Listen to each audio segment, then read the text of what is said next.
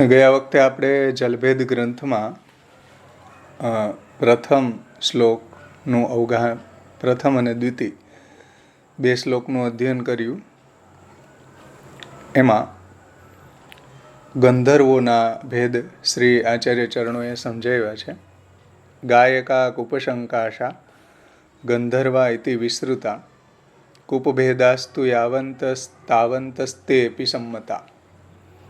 ભગવાનના ગુણોનું ગાન કરનારાઓ કૂવાના જેવા છે અને એને ગંધર્વો તરીકે એ વિશેષ રીતે પ્રસિદ્ધ છે. અને જેટલા કૂવાના ભેદ છે એટલા જ ગંધર્વોના પણ ભેદ માનેલા છે. એમાં આપણે કલ્યાણરાયજીની ટીકાનું અધ્યયન ગયા વખતે કર્યું. પૂજ્ય શ્યામબાવાશ્રીએ ષોડશ ગ્રંથ પરિચયમાં ગંધર્વોનું વર્ણન જે સમજાવ્યું છે એનું આપણે અવગાહન કરીને, રિવિઝન કરીને આગળ કલ્યાણરાયજીની ટીકાનું અધ્યયન કરશું. 118 પેજ ઉપર આપશ્રીએ સમજાવ્યું છે. ષોડશ ગ્રંથ પરિચય. પ્રથમ, ભગવદ્ ગુણોના સ્વર, તાલ તથા લયના આશ્રય સહિત, એટલે કોઈ બી કીર્તન છે એની અંદર સ્વર, તાલ અને લય આ મહત્વનું પાસું હોય છે. તો સ્વર, તાલ અને લયના આશ્રય સહિત કરેલું જે ગુણગાન છે એ ગાન કરનાર ગાયકો વિસ્તૃત ગંધર્વના જેવા લોકો કૂવાના જેવા હોય છે. કૂવાની અંદર પણ ઘણા બધા પ્રકારો છે. કોઈ કૂવા મીઠા જલના હોય, કેટલાક કૂવા છે ખારા જલના હોય છે, કેટલાક કૂવા જે છે એ પવિત્ર શાસ્ત્રીય મહાત્મ્યવાળા હોય છે. જેમ કે ન્યગ્રોધ, વડ જે વૃક્ષ છે વડલાનું, તો વડ વૃક્ષની ઉત્તર દિશામાં આવેલો જે કૂવો છે, અથવા તો દ્વારકાનો જે દામોદર કૂપ છે, યા તો વ્રજનો જે ગોપકૂપ છે, અને કેટલાક આ બધા પવિત્ર કૂવાઓ કહેવામાં આવે છે. શાસ્ત્રના અંદર આ રીતના મહાત્મ્ય વર્ણિત છે આ કૂવાનું. પછી કેટલાક કૂવા અપવિત્ર મલિન જલવાળા હોય છે, જેની અંદર ગટર ફૂટેલી હોય છતાંય મરજાદી લોકો એવા કૂવાના જલનો આગ્રહ રાખતા હોય છે. એ અપવિત્ર કૂવા છે, હકીકતમાં મલિન જલવાળા કૂવા છે. એવી જ રીતના બધા ભેદ ગાયકોમાં પણ હોય છે. આવા ઘણા બધા ભેદ ગંધર્વોની અંદર હોય છે. કેટલાક ગાયકો છે એ સ્વર, તાલના અંગરૂપથી ભગવાનનું વર્ણન કરતા, શબ્દોની યોજના કરતા હોય છે. એટલે કેટલાક ગાયકો એવા હોય કે સ્વર, તાલની મુખ્યતા હોય અને ભગવાનના ગુણોનું જે વર્ણન છે એમાં ગૌણ બની જતું હોય. સ્વર, તાલના અંગરૂપથી ભગવાનનું વર્ણન કરતા, શબ્દની યોજના કરતા હોય છે, એની એરેન્જમેન્ટ કરતા હોય છે. એવા પણ ગંધર્વો હોય છે કે જેની અંદર ભગવાનના ગુણોનું જે વર્ણન છે એ ગૌણ છે, સ્વર અને તાલ મુખ્ય હોય છે. અને કેટલાક ગંધર્વો ગાયકો એવા હોય છે કે ભગવદ વર્ણનાત્મક શબ્દોના અંગરૂપથી સ્વર અને તાલની યોજના કરે છે. એટલે એમાં ભગવાનના ગુણોનું વિશેષતા હોય છે, જે આપણા પુષ્ટિ ભક્તિ માર્ગમાં શબ્દ પ્રધાન છે. કોઈ ઝાંઝ ને પખાવજ ને એનો એટલો બધો અવાજ વધી જાય કે એની અંદર કોઈનો અવાજ જ ન સંભળાય, કીર્તન કરતાનો કે કીર્તનના શબ્દો જ ન સંભળાય. એ બધા સ્વર અને તાલને મુખ્ય માનનારા છે. ભગવાનના ગુણો જે છે એને ગૌણ માને છે. આવા પણ કેટલાક હોય છે. એ બધા ખારા કૂવાના જલ જેવા છે, એ આગળ કહે છે. કેટલાક ગાયકો છે ભગવાનના ગુણોનું મહાત્મ્ય વિશેષતયા હોય છે, એટલે શબ્દ પ્રધાન ગાયકી હોય છે. તાલ અને બંદીશ ને સ્વર ને આ બધું જે છે એ ગૌણ હોય છે. તો કેટલાક ગાયકો છે ભગવદ વર્ણનાત્મક શબ્દોના અંગરૂપથી સ્વર અને તાલની યોજના કરતા હોય છે. આમાં પ્રથમ પ્રકારના જે ગાયકો છે કે જે સ્વર અને તાલને મુખ્ય માને છે, ભગવાનના ગુણોનું વર્ણનને મુખ્ય માનતા નથી, એવા જે ગંધર્વો છે કે એવા જે ગાયકો છે એ ખારા જલવાળા કૂવાના જેવા સમજવા જોઈએ. સમજાણું ને? અને જે ગાયકો છે ભગવાનના ગુણોને જ મુખ્યતા આપીને એના અંગરૂપે તાલ અને સ્વર કે બંદીશને મુખ્યતા આપતા હોય છે, તો એ મીઠા જલના કૂવાના જેવા સમજવા જોઈએ. સમજમાં આવી ને વાત? હવે અમુક કૂવા ઊંડા હોય છે. ઊંડા કૂવાનું જલ ઠંડીમાં ગરમ હોય છે અને ગરમીમાં ઠંડુ લાગે છે. બંને રીતે હિતકારી હોય છે, ઠંડીમાં અને ગરમીમાં. એવી જ રીતના ભાવ ગાંભીર્યવાળા કે જેના ભાવ ગાંભીર્ય છે, જે ભગવાનનું ગુણગાન કરે છે, એ ભક્તિભાવપૂર્વક કરી રહ્યા છે, એવા ભાવ ગાંભીર્યવાળા ગાયકો દ્વારા કરવામાં આવતું ભગવદ્ ગુણગાન છે એ સાંસારિક તાપથી જે તપ્ત છે, જે તપેલા છે, એવા શ્રોતાજનોને આધ્યાત્મિક અને આધિદૈવિક શીતલતા પ્રદાન કરે છે. બંને રીતે એને શાંતિ પ્રાપ્ત થાય છે. આવા ભગવાનના ગુણો ગાવાથી, આવા ભગવાનના ગુણો ગાનારા જે ગંધર્વો છે એનું શ્રવણ કરવાથી સંસારના તાપથી તપેલા લોકો જે છે એને શાંતિ પ્રાપ્ત થાય છે, ઠંડક પ્રાપ્ત થાય છે. અને સાંસારિક મોહથી જે જડીભૂત એટલે ધ્રુજતા એવા હૃદયને ભગવદ ભાવની થોડીક હૂંફ પણ આવા ગાયકો દ્વારા કરવામાં આવતા ભગવદ્ ગુણગાનથી મળી શકે છે. એટલે જેવી રીતના ભાવ ગાંભીર્યવાળા ગાયકો છે, જે કૂવાનું જલ ખૂબ ઊંડું છે, ઠંડીમાં ગરમ હોય છે અને ગરમીમાં ઠંડુ હોય છે, તો બંને રીતે ઉપયોગી થાય છે. એવી રીતના જે સંસારના તાપથી તપેલા છે એને આવા ગાયકોનું ગુણગાન છે એ શીતલતા પ્રદાન કરે છે. અને સાંસારિક મોહથી જે લોકો ધ્રુજી રહ્યા છે એવા હૃદયને ભગવદ્ ભાવની થોડી હૂંફ પણ આપે છે આવા ગાયકો. એટલે બંને રીતે ઉપયોગી છે. આવા સંસારના તાપથી તપેલા છે અથવા તો સંસારના શીતલતાથી ધ્રુજી રહ્યા છે, એ બધાને ઉપયોગી થાય છે. આ રીતના ગંધર્વોના પ્રકાર અહીંયા સમજાવ્યા છે. આમાંથી કોઈને કાંઈ પ્રશ્ન હોય તો પૂછી શકો છો, નહીંતર આપણે આગળનો શ્લોક જે છે એનું અધ્યયન કરશું.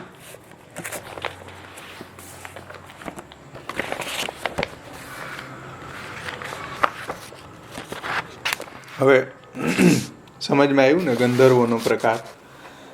ગાઈને ભગવાનના ગુણોને કહેનારા છે ગંધર્વો.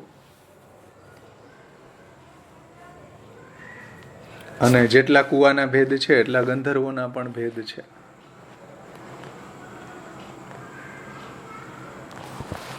હવે આવે છે કુલ્યા પૌરાણિકા પ્રોક્તા પારંપર્ય યુતા ભુવિ.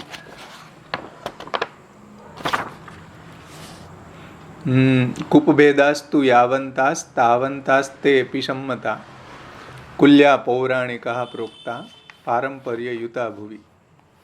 આ કુપભેદાસ્તુ એ અડધી લીટી આપણી ગયા વખતની રહી ગઈ છે કે ભગવાનના ગુણોનું ગાન કરનારાઓ કૂવા જેવા છે અને એને ગંધર્વો તરીકે પ્રસિદ્ધ છે. અને જેટલા કૂવાના ભેદ છે એટલા જ ગંધર્વોના ભેદ છે. અને ત્યાર પછી પૌરાણિકો જે ભગવાનની કથા કહી રહ્યા છે, સૂત પુરાણી વગેરે, એ પૌરાણિકો છે એનું વર્ણન મહાપ્રભુજી કરે છે. કુલ્યા પૌરાણિકા પ્રોક્તા પારંપર્ય યુતા ભુવિ. એટલે પૃથ્વી ઉપર, ભુવિ એટલે પૃથ્વી ઉપર પરંપરાથી જે યુક્ત, એટલે પરંપરાથી જે કથા કહી રહ્યા છે.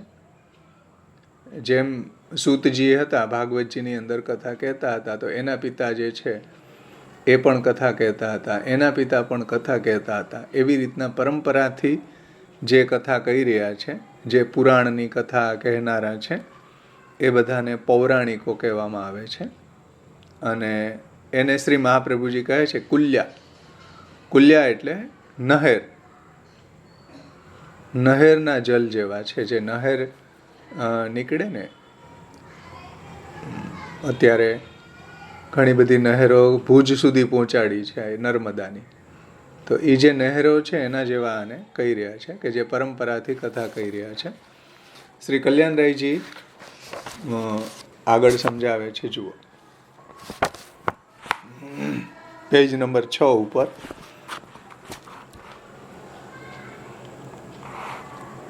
ગંધર્વોનો સંદર્ભ જે અડધી લીટી બાકી છે એને સમજાવે છે.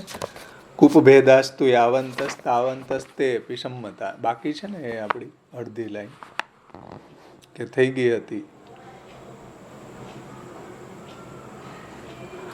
ના, બાકી છે હા, બાકી છે. બરાબર. એમાં श्री कल्याणरायजी आज्ञा करते हैं, आप श्री आज्ञा करते हैं.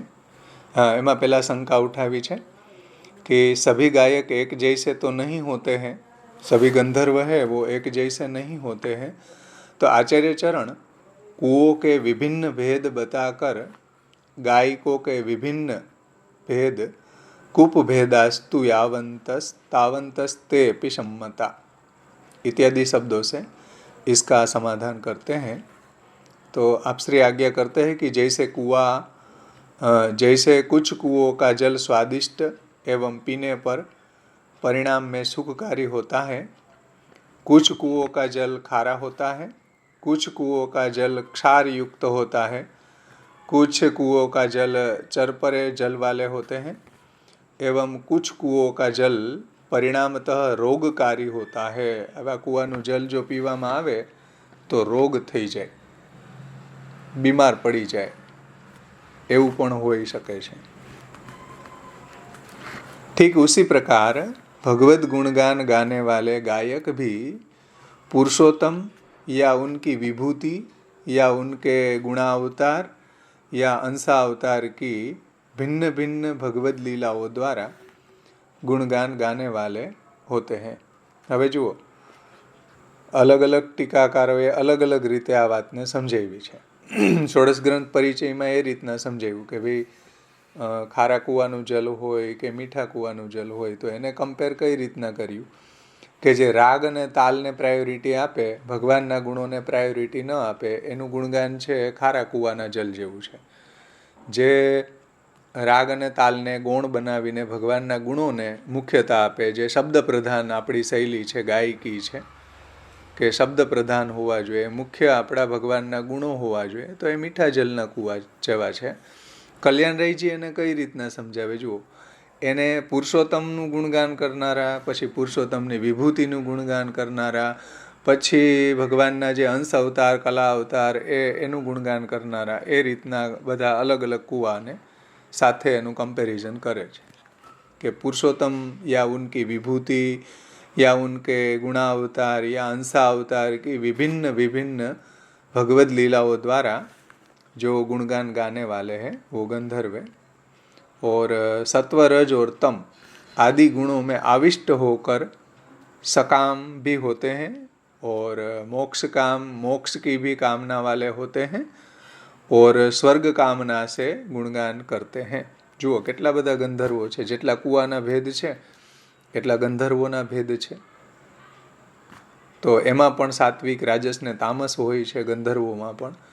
એને કારણે એના જે પ્રયોજન છે ગુણગાનનું એમાં પણ ભેદ થઈ જાય છે. કોઈ ગુણગાન જે છે સકામતાથી કરે છે કે આપણે ગુણગાન કરશું તો આપણને આવા આવા પદાર્થો પ્રાપ્ત થઈ જશે, અર્થ પ્રાપ્ત થઈ જશે, જે આપણે જોઈતી કામનાઓ પૂર્ણ થશે.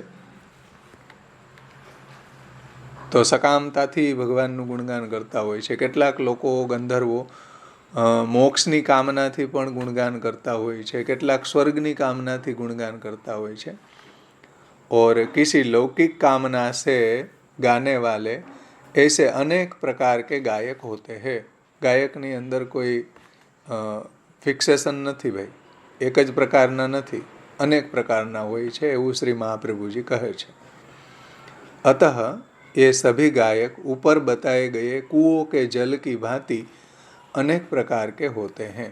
એટલે કૂવાના જલ જેમ અનેક પ્રકારના હોય, ખારું જલ, પછી મીઠું જલ હોય છે, પછી કળસું જલ હોય છે, પછી ગંદુ બીમારી ઉત્પન્ન કરનારું જલ હોય છે, એવી રીતના ગાયકો પણ આવા હોય છે. સકામ હોય છે, કોઈ મોક્ષની કામનાવાળા હોય, કોઈ સ્વર્ગની કામનાવાળા હોય, લૌકિક ભાવનાવાળા હોય છે. समझ में આવ્યું ને? तो अनेक प्रकार के गायक होते हैं. अतः ये सभी गायक ऊपर बताए गए कुओं के जल की भांति अनेक प्रकार के होते हैं. इसलिए इन गायकों का भाव भी उन कुओं के जल समान होता है. यह तात्पर्य हुआ. જે કૂવાનું જલ ખારું છે, મીઠું છે, એ પ્રમાણે આ ગાયકોના પણ ભાવ સમજી લેવા. इसी कारण से कपिल देव जी ने भी अपनी माता देवहूति जी को कहा है कि साधकों के भावों के अनुसार भक्ति योग का अनेक प्रकार से प्रकार होता है. એટલા માટે અલગ અલગ અધિકારીના કારણે ભક્તિના પણ અલગ અલગ પ્રકારો બની જાય છે, એવું કપિલ ભગવાને તૃતીય સ્કંદ 29મો અધ્યાય અને 7મા શ્લોકમાં કહ્યું છે. એમાં ભક્તિના પણ અલગ અલગ પ્રકારો સમજાવ્યા છે. એ આપણે સમજવું હોય તો હા 82 પ્રકાર સમજાવ્યા છે ત્યાં. એમાં 7મા શ્લોકની અંદર કપિલ ભગવાન આજ્ઞા કરે છે કે ભક્તિ યોગો બહુવિધો માર્ગેય ભામિની ભાવ્યતે સ્વભાવ ગુણ માર્ગેણ પુંસામ ભાવો વિભિદ્યતે. જો ભક્તિના ઘણા બધા પ્રકાર છે, અલગ અલગ અધિકારના ભાવના કારણે ભક્તિના પણ અલગ અલગ પ્રકાર બની જાય છે. એટલે પુરુષના સ્વભાવ ભેદને લઈને ભક્તિ યોગ પણ અનેક પ્રકારનો થઈ જાય છે. એટલે સ્વભાવ અને ગુણના ભેદથી પ્રાણીના ભાવમાં, એટલે જે આ ભગવાનના ભક્તિ કરનારા છે એની અંદર પણ ઘણા બધા ભેદ છે. અને એ પ્રમાણે ભક્તિ માર્ગ પણ ઘણા પ્રકારે થઈ જાય છે. પછી ભગવાન શું કહે છે જુઓ, અલગ અલગ પ્રકારની ભક્તિ બતાવે છે. આપણને લાગે કે ભાઈ ભક્તિ કરે છે ને ચાલો તો એનું ફલ ભગવાન જ છે, એવું નથી. ભક્તિના પણ અલગ અલગ ઉદ્દેશથી કરવામાં આવેલી જે ભક્તિ છે એ પ્રમાણે એને ફલની પ્રાપ્તિ થાય. દેખાય તો એક જ સરખી આપણને, એ પણ વંદન કરતા હોય. તામસ ભક્તિ કરવાવાળાય ભગવાનને વંદન કરતા હોય, રાજસ ભક્તિ કરવાવાળાય ભગવાનને વંદન કરતા હોય, સાત્વિક ભક્તિ કરવાવાળા પણ ભગવાનને વંદન કરતા હોય, નિર્ગુણ ભક્તિ કરવાવાળા પણ ભગવાનને વંદન કરતા હોય. કર્મ માર્ગની અંદર પણ ભગવાનનું વંદન આવે છે, જ્ઞાન માર્ગની અંદર પણ ભગવાનને વંદન કરવામાં આવે છે. તો વંદન તો એક જ સરખું દેખાય, સમજમાં આવ્યું ને? પણ અલગ અલગ પ્રયોજનને કારણે ભક્તિનું સ્વરૂપ, ભક્તિનું ફલ અલગ અલગ થઈ જાય છે. એ વાત અહીંયા ભગવાન સમજાવે છે. જુઓ 8મા શ્લોકમાં, આ 7મો શ્લોક હતો જે અહીંયા કલ્યાણરાયજીએ ટાંક્યો છે.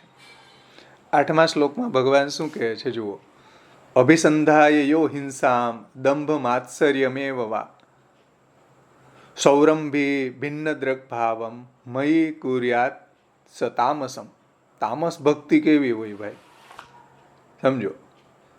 અભિસંધાય યો હિંસાયા, કે બીજાને મારવાનો વિચાર કરીને, બીજાનું અહિત થાય એવા હેતુથી કોઈ ભક્તિ કરતા હોય, બીજાને મારવાનો વિચાર કરીને, દંભ કે પારકાનો ઉત્કર્ષ સહન ન થઈ શકતા, કોઈ ક્રોધ કરી અને એનું અનિષ્ટ થાય એવા વિચારથી કોઈ ભક્તિ કરતા હોય તો એવી ભક્તિને તામસી ભક્તિ સમજવી. આ તામસ ભક્તિ છે, સમજો.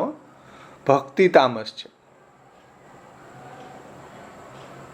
અભિસંધાય યો હિંસાયા, એટલે તામસ ભક્તિ એક અલગ વસ્તુ છે અને તામસ ભક્ત એક અલગ વસ્તુ છે. આ બેયને હોચપોચ નહીં કરી દેતા હો ભાઈ. તામસ ભક્તો જે છે, વ્રજ ભક્તો છે, એ તામસ ભક્તો છે. તામસા હઠ પ્રધાના. તામસા લોક વેદનું ઉલ્લંઘન પણ કરી દે છે ભગવાનની ભક્તિને કારણે.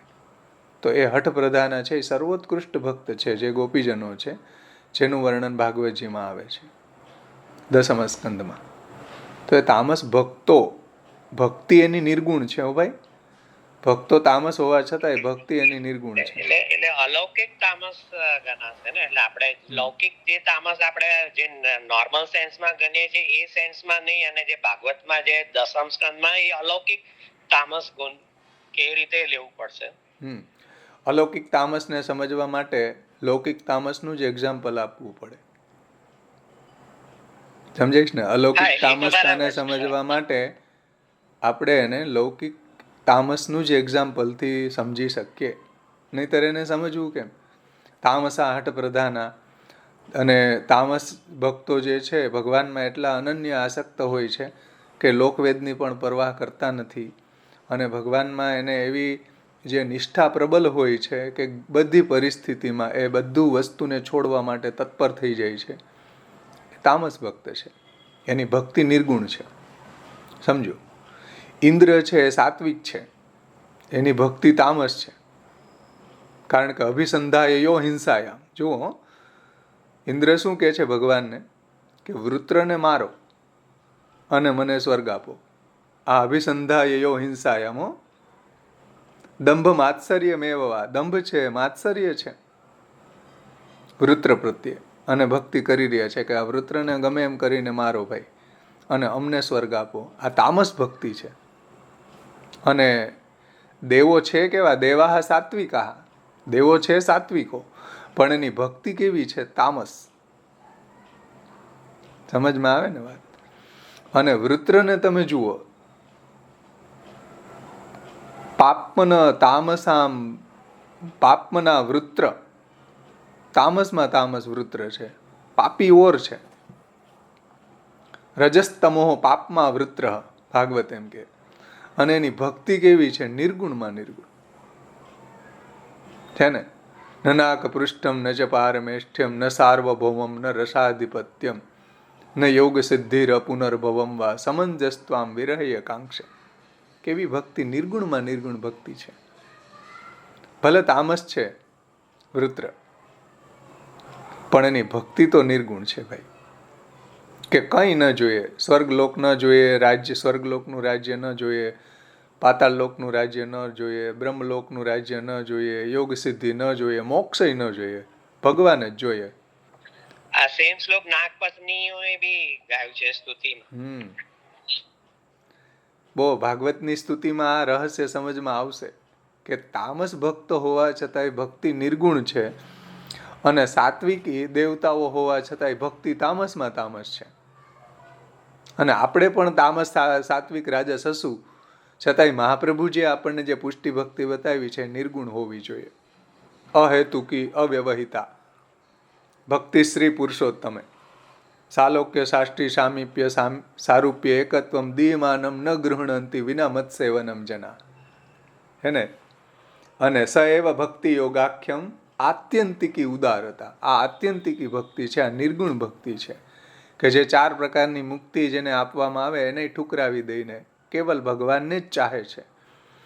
એવા જે ભક્તો છે એ અહેતુકી ભગવાનની ભક્તિ કરવાવાળા છે, નિર્ગુણ ભક્તો છે. ભલે પોતાના જીવનમાં એ સાત્વિક તામસ રાજસ હોઈ શકે, નો પ્રોબ્લેમ, પણ એની ભક્તિ નિર્ગુણ હોવી જોઈએ, તો એ પુષ્ટિ ભક્તિ છે.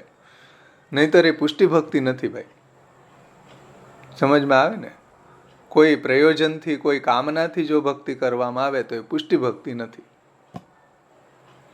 એટલે અહીંયા કહી રહ્યા છે, એટલે આ વાત સમજવી જરૂરી છે. એટલે અહીંયા લઈ રહ્યો છું કે જે કલ્યાણરાયજીએ તૃતીય સ્કંધનું કોટેશન આપીને એમ કહી રહ્યા છે કે ભક્તિઓ ઘણા બધા પ્રકારના છે, અધિકાર ભેદથી ઘણા બધી પ્રકારની ભક્તિ થાય છે. એટલે આ વાત નીકળી, એટલે આ સમજવું ખૂબ જરૂરી છે આપણા જીવનમાં. હવે જુઓ, એટલે સમજમાં આવ્યું ને? વૃત્ર તામસમાં તામસ છે, ભક્તિ નિર્ગુણમાં નિર્ગુણ છે. ઇન્દ્ર છે સાત્વિક છે, સાત્વિકમાં સાત્વિક છે, ને ભક્તિ તામસી છે. અભિસંધાયો હિંસાયા.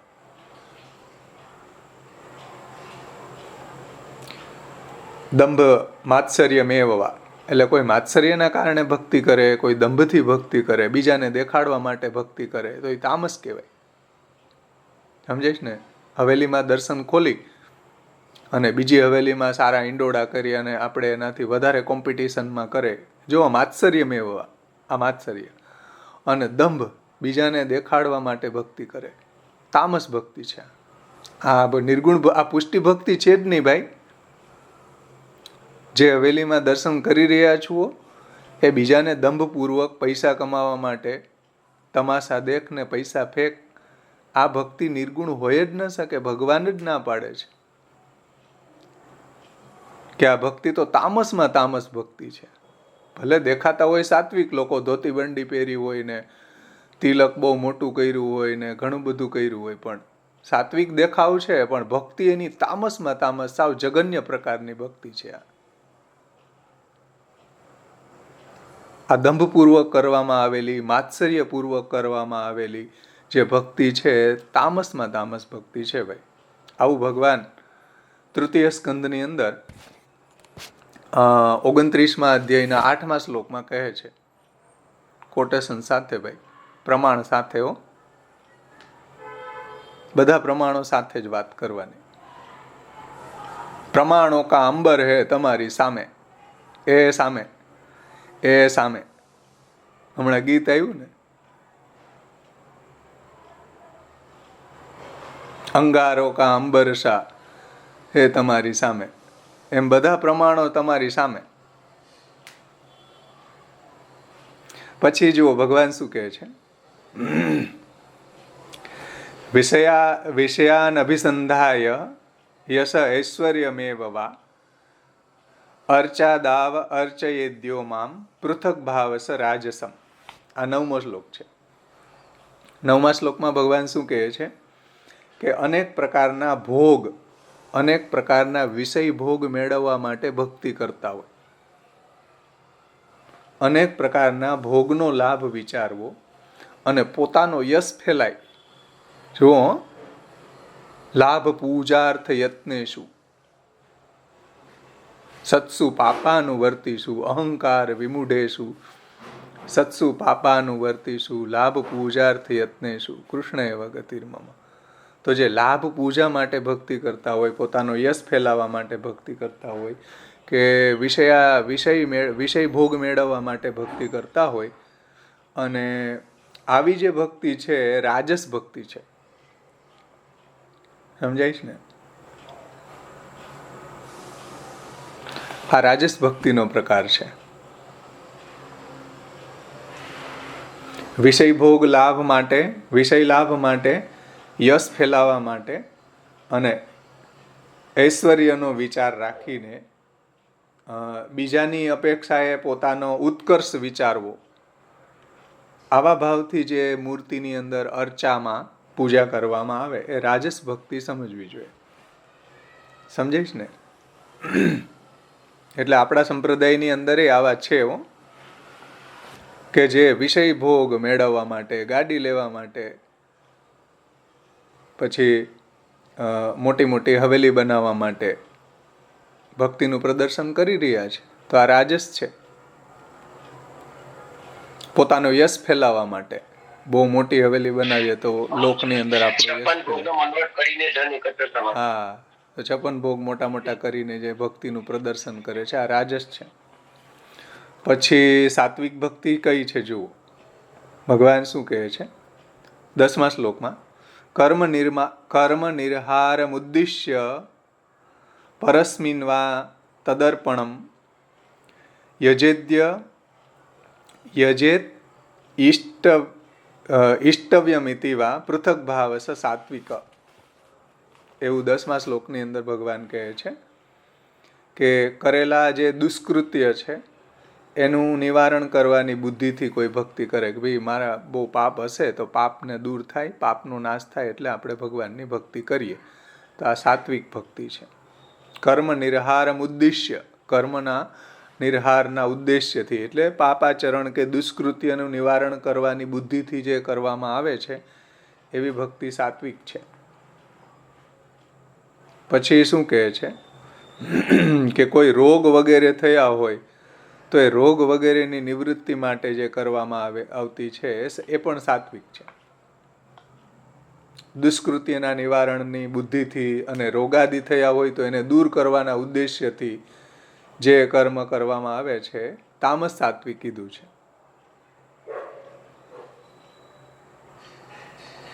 પછી ભગવાનને અર્પણ કરવાની બુદ્ધિથી ભગવાનને અર્પણ કરવું એ રાજસ સાત્વિક ભાવ છે. આ રીતના અનેક પ્રકાર ત્યાં સુબોધનીજીમાં પણ શ્રી મહાપ્રભુજીએ સમજાવ્યા છે. પછી નિર્ગુણ ભક્તિનું વર્ણન ભગવાન એ રીતના કરે છે કે મનોગતિ રવિચ્છિન્ના યથા ગંગાંબશો અંબુધો લક્ષણમ ભક્તિ યોગસ્ય નિર્ગુણસ્ય ઉદારતમ. નિર્ગુણ ભક્તિ કેવી છે ભાઈ? કે મનોગતિ અવિચ્છિન્ન, જેવી રીતના ગંગાજીનું જલ અવિચ્છિન્નતયા સમુદ્રને પ્રાપ્ત થાય છે એવી રીતના મનની અવિચ્છિન્ન ગતિ ભગવાનમાં લાગેલી રહે, જેને ત્યાં મહાપ્રભુજી આપણે ત્યાં માનસી સા પરામતા કહી રહ્યા છે, ચેતસ્તત પ્રવણમ સેવા કે નિરોધ કહી રહ્યા છે. તો આવી મનની અતૂટ જે ગતિ છે ભગવાનમાં લાગેલી રહે, તો એવી જે ભક્તિ છે એને અહીંયા નિર્ગુણ ભક્તિ યોગનું આ લક્ષણ છે. અને એને અહેતુકી હોવી જોઈએ, અવ્યવહિતા હોવી જોઈએ. અવ્યવહિતા એટલે કોઈ અપ્રહસના ખાડામાં રોકાઈ જાય એવી ન હોવી જોઈએ. કોઈ બીજા વ્યવધાન, ગુરુની આજ્ઞા નથી એવી આજ્ઞાના ખાડામાં રોકાઈ ગયેલી ન હોવી જોઈએ, એવી અવ્યવહિતા. અવ્યવહિતા એટલે અવિરત, વચ્ચે કોઈ ગેપ વગર, કોઈ આવા ક્ષુદ્ર વ્યવધાનોથી રોકાય નહીં એવી. સમજાઈશ ને? એ અવ્યવહિતા કહેવાય. ઉફલતી ભઈ જેમ નદી હોય, એની ઉપર કોઈ બાંધ બાંધે ને તો કાંઈ બાંધને તોડી દે, કાંઈ એને લાંઘીને વહી જાય, એવી અવ્યવહિતા. અહેતુકી એટલે કોઈ જાતની હેતુ કામના વગરની હોવી જોઈએ. અને પુરુષોત્તમમાં હોવી જોઈએ, કોઈ વિભૂતિ અંશ કલા કે આવેશમાં નહીં, પુરુષોત્તમમાં હોવી જોઈએ. તો એ નિર્ગુણા ભક્તિ છે. અને એવા જે ભક્તો છે એને હું 4 પ્રકારની મુક્તિ આપું તો એને ઠુકરાવી દે છે. એવી મારી ભક્તિ કરવાવાળા મારા ભક્તો છે એ સર્વશ્રેષ્ઠ છે. અને એવો ભક્તિયોગને આત્યંતિકી ભક્તિયોગ કહેવામાં આવે છે. સમજમાં આવ્યું ને? તો આવા ઘણા બધા પ્રકારો ભક્તિમાં અહીંયા કલ્યાણરાયજીએ સમજાવ્યા છે. આગળ એ વાતને હજી સમજાવે છે. જુઓ કલ્યાણરાયજી આ જ વાતને હજી સમજાવે. જો કલ્યાણરાયજી એટલે આ પહેલા મેં શ્લોકો લીધા છે, કારણ કે એનું વર્ણન કલ્યાણરાયજી આગળ કરી રહ્યા છે. એ લઈને આપણે કોઈને કંઈ પ્રશ્ન હોય તો પૂછી શકો છો. પછી આપણે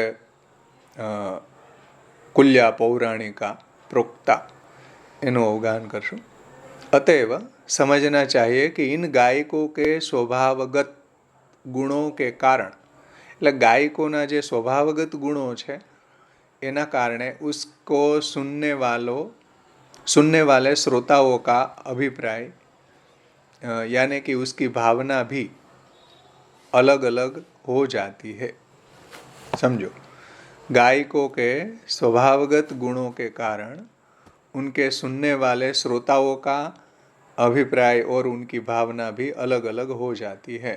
એટલે એવી ઇફેક્ટ પણ એની અલગ અલગ જ થાય છે.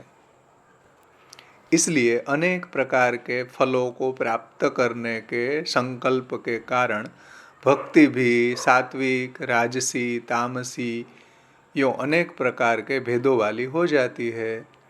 इसलिए जब भक्तों में इन सात्विक, राजस और तामस आदि गुणों का परस्पर मिश्रण होता है तो तामस भक्ति, राजस भक्ति, सात्विक भक्ति, इन तीनों प्रकार की भक्ति के भी फिर 3 प्रकार हो जाते हैं.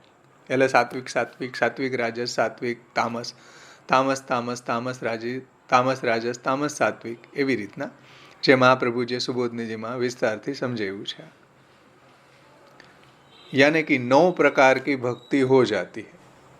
अब ये वो 9 प्रकार की जो भक्ति है उनके साथ श्रवण, कीर्तन, स्मरण, पाद सेवन, अर्चन, वंदन इत्यादि श्रवण कीर्तन आदि 9 प्रकार की शास्त्रीय भक्ति જે તંત્રમાં વર્ણિત છે એ શાસ્ત્રીય ભક્તિ. 7મા સ્કંદમાં પ્રહલાદજી કહે છે એ જ ને 9 પ્રકારની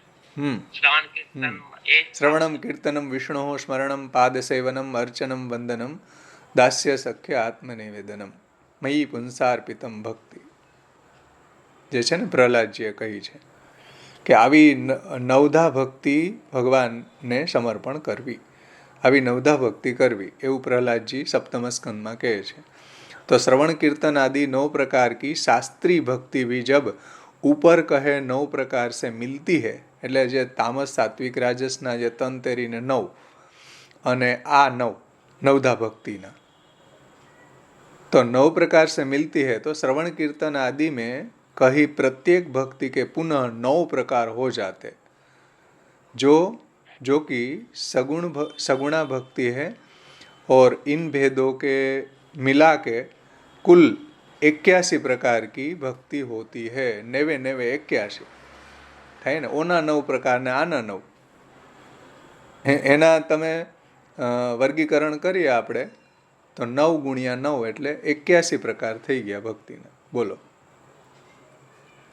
ઓર નિર્ગુણા ભક્તિ એક 82મો એક પ્રકાર નિર્ગુણા ભક્તિ, એમાં આવા પ્રકાર નથી ભાઈ, एक જ છે निर्गुणा. तो निर्गुणा भक्ति तो एक ही प्रकार की होती है, अतः कुल मिला के भक्ति के 82 प्रकार हो जाते हैं. यूं भक्ति इतनी विस्तृत होती चली जाती है. यही बात प्रभु चरणों ने भक्ति हंस में श्रवण कीर्तन स्मरण पाद सेवन इत्यादि नवधा रूपा भक्ति भी अधिकारी भेद से कर्मरूप, જુઓ આ જે નવધા ભક્તિ કર્મ માર્ગના અંગરૂપે કરવામાં આવે છે ત્યારે કર્મરૂપ, જ્ઞાન માર્ગની અંદર જ્ઞાન માર્ગના અંગરૂપે કરવામાં આવે છે ત્યારે જ્ઞાનરૂપ, ઉપાસના માર્ગની અંદર કરવામાં આવે છે ત્યારે એ ઉપાસના રૂપ અથવા તો ભક્તિ રૂપ, યો અનેક પ્રકાર કી હો सकती है.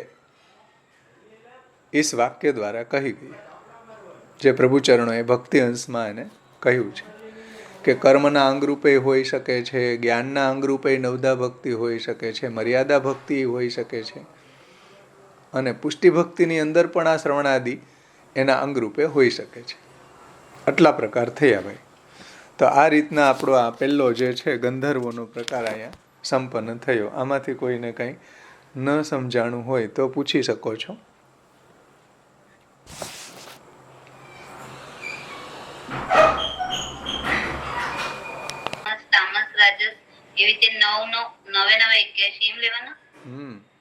એ 9 પ્રકાર થયા ને, તામસ તામસ તામસ રાજસ તામસ સાત્વિક, તો તામસના 3 પ્રકાર થયા. પછી એ રીતના રાજસના, એ રીતના સાત્વિકના, તો 9 પ્રકારી. અને આ નવધા ભક્તિ શ્રવણમ કીર્તનમ વિષ્ણુ સ્મરણમ પાદસેવનમ અર્ચનમ વંદનમ દાસ્ય સખ્ય આત્મનિવેદનમ, તો 9 ને ઓની 9 સાથે તમે ગુણાકાર કરો તો 81 પ્રકાર થાય ને. એટલે તામસ કોઈ છે એ શ્રવણ કરે છે, પછી એવી રીતના કોઈ તામસ કીર્તન કરે છે, કોઈ તામસ સ્મરણ, એવી રીતના 9ના એવી રીતના તમે વર્ગીકરણ કરો તો 81 પ્રકાર થઈ ગયા.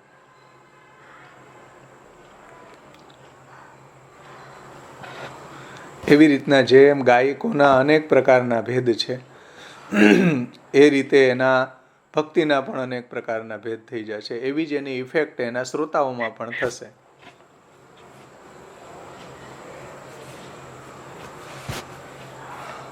કોઈને કઈ પ્રશ્ન ન હોય તો આપણે આગળ વધીએ.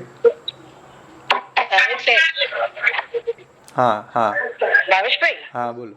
આ જેમ 81 અવાજ સંભળાતો નથી તમારો. આચારની ભક્તિ જે કહી આપણને, હા, તો એ અધિકાર રૂપ એટલે કર્મ માર્ગમાં જ્ઞાન માર્ગમાં બધામાં બી એ રીતે અલગ અલગ જ તામસ હોય. એ તો એનાથી નહીં અલગ, 81 થી નહીં અલગ છે. એ તો કર્મ માર્ગની અંતર્ગત કરવામાં આવે એક અલગ પ્રકાર છે, જ્ઞાન માર્ગની અંદર અંતર્ગત એક કરવામાં આવતો પ્રકાર એ આ 81 થી અલગ છે પાછો, એવું ગુસાઈજી ભક્તિ અંશમાં બતાવે છે. એટલે આ 82 પ્રકાર તો ભાગવતજીમાં જે સુબોધનીજીમાં મહાપ્રભુજીએ તૃતીય સ્કંદમાં સમજાવ્યા, એ સિવાય ગુસાઈજી ભક્તિ અંશમાં કર્માંગ, જ્ઞાનાંગ, ઉપાસનાંગ, શ્રવણાદિ બતાવી રહ્યા છે. એટલે એમાં બી તામસ તાત્વિક એવું આવે. ઉપાસના જે જ્ઞાન માર્ગ વાળા હોય એમાંય જીવ એવા હોય ને. એમાં બી આવું જ વર્ગીકરણ આવે છે ને. હા, એમાં જ્ઞાનીઓમાં જ્ઞાન માર્ગમાં આવા હોય ને, તામસ હોય, રાજસ હોય, સાત્વિક હોય, તો એમાં એવા પ્રકાર થઈ જશે પછી એમ. ચલો, કોઈને કઈ પ્રશ્ન ન હોય, સમજાઈ ગયું હશે કુવાના જેટલા ભેદ છે. ભાવેશભાઈ, આમાં બ્રોડ આપ્યું આ ડિસ્ક્રિપ્શન, પણ હજુ એનું માઇન્યુટ બાયફર્કેશન કરવું તો કેટલું કરોડો, એટલે એનું કઈ લિમિટ જ નથી. કારણ કે 50% સાત્વિક હોય, માની લો 30% તામસ હોય, 20% રાજસ હોય. એની સૂક્ષ્મતામાં આપણે જાય એન્ડલેસ. એ તો કેટલું બધું છે, એન્ડલેસ છે. એન્ડલેસ ચર્ચા થાય. એને સૂક્ષ્મતાનો વિચાર નથી કર્યો, અહીંયા તો સ્થૂલ વિચાર કર્યો, મોટું એક સ્થૂલ વર્ગીકરણ સમજાવી દીધું. પણ એની ડીપમાં આપણે જઈએ તો એનો કોઈ એન્ડલેસ વિચાર છે. પણ આપણે કમસે કમ એટલું સમજી જાય, જે કપિલ ભગવાને જે સમજાવ્યું છે કે તામસ ભક્તિનો પ્રકાર, રાજસ ને સાત્વિક અને નિર્ગુણ, તો ભયો એટલું સમજાઈ જાય. એટલે અને ડીપમાં જાય એના કરતાં આટલું જે મહાપ્રભુજીએ ત્યાં સુબોધનીજીમાં પણ બહુ સુંદર રીતે વિસ્તાર કરીને સમજાવ્યું છે. એનું તાત્પર્ય સમજવું જરૂરી છે. કહેવાનું તાત્પર્ય છે કે જેટલા વક્તાના ભેદ છે, જેટલા કુવાના ભેદ છે, એટલા વક્તાના ભેદ છે. અને એટલા પાછા એવા વક્તાની જે ઇફેક્ટ થઈ રહી છે શ્રોતામાં, અલગ અલગ રીતે થઈ રહી છે. ભાઈ, હવે આપણે કુલ્યાનો અર્થ થાય. હા, બોલો. સાત્વિક ભક્ત હોય, તામસી ભક્તિ કરતો હોય, સાત્વિક ભક્ત હોય, સાત્વિક વૃત્તિ વાળો ભક્ત હોય, એ તામસિક ભક્તિ કઈ રીતે કરી શકે? એની પાછળ કયું પરિબળ કામ કરતું હોય? જનરલી આપણે સાત્વિક માણસ એને જ કહેતા હોય કે જે સાત્વિક એના આચાર વિચારની ક્રિયાઓ દેખાતી હોય, તો પછી ભક્તિ તામસી કઈ રીતે કરે? એની પાછળ કોઈ પરિબળ હોય છે એની પાછળ? એમ નહીં, એનો ઉદ્દેશ દૂષિત હોય. એનો જે ભક્તિ કરવાનો જે ઉદ્દેશ છે, એમ્બિશન જે છે એનો, એ બદલી જતો હોય છે. ભલે સર જેમ દેવો છે સાત્વિક છે, ચલો, પણ એનો ઉદ્દેશ ભક્તિ કરવાનો, ભગવાનની ભક્તિ કરી રહ્યા છે એટલા માટે કે વૃત્રને મારો. જો અભિસંધાય યો હિંસાયા દંભ માત્સર્યમેવ વા. સમજાય ને? તો તમારો ઉદ્દેશ જ્યારે દૂષિત હોય ને, તો તમારી ભક્તિ જે છે ને એ તામસ છે. તમે ભલે સાત્વિક દેખાતા હોય, એટલે તમે મતલબ કે કોઈ ફોર એક્ઝામ્પલ હતો કે કોઈ બી વ્યક્તિ સાત્વિક દેખાતો હોય, એનું જીવન સાત્વિક હોય, પણ માનો કે કોઈ કામનાથી ભક્તિ કરતા હોય, તો એ રાજસ છે. એટલે ભાવેશભાઈ, તમે આ રોગાદી કીધું, એટલે ઈ તો તામસ સાત્વિક આવે ને એમાં? હા, રોગાદીને દૂર કરવા માટે તો એ સાત્વિક એમાં કહી રહ્યા છે. સાત્વિક રાજસ, સાત્વિક આવી શકે ને એમાં? સાત્વિક રાજસ કે છે ને, અલગ અલગ એના વેરિએશન ત્યાં સમજાવ્યા છે ને મહાપ્રભુજીએ.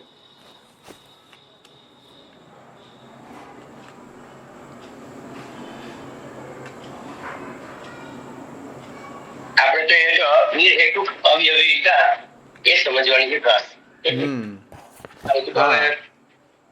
એટલે આપણે આ બધી આમ તો સમજવી જોઈએ, કારણ કે કમ્પેરિઝન કરવું જરૂરી છે. કારણ કે આપણને બધાને એવું લાગે કે ભક્તિ કરતા હોય, બધાને એવું લાગે કે હવેલીમાં ભક્તિ ચાલી રહી છે. બહુ મોટા બહોળા સમાજને એવી આજે ભ્રાંતિ થઈ ગઈ છે કે હવેલીમાં કોઈ જાણે કે કોઈ મોટી ભક્તિનું ભંભૂકો ફૂટી ગયો. હવેલીમાં તમને લાગે ભક્તિ? દેખાવમાં તો એવું જ લાગે, ઓહો કેટલી ભક્તિ સમરા કાઢી ગઈ અહીંયા. પણ ભક્તિ નથી, આ તામસ ભક્તિ છે. સાવ તામસથી નીચેની કેટેગરીની છે. સમજાય ને? આ બધી ચલો, આ બધી તો અહીંયા ભગવાન પાસેથી કોઈ કામના માટે કરી રહ્યા છે, પણ ભગવાનને જ વેચી રહ્યા છે. એ ભક્તિ કેવી પ્રકારની ગણવી ભાઈ? અહીંયા તો એનું વર્ણન આવે છે, અહીંયા તો એને કોટ કરી છે. બોલો. ભાવેશભાઈ, એ 83મો પ્રકાર છે.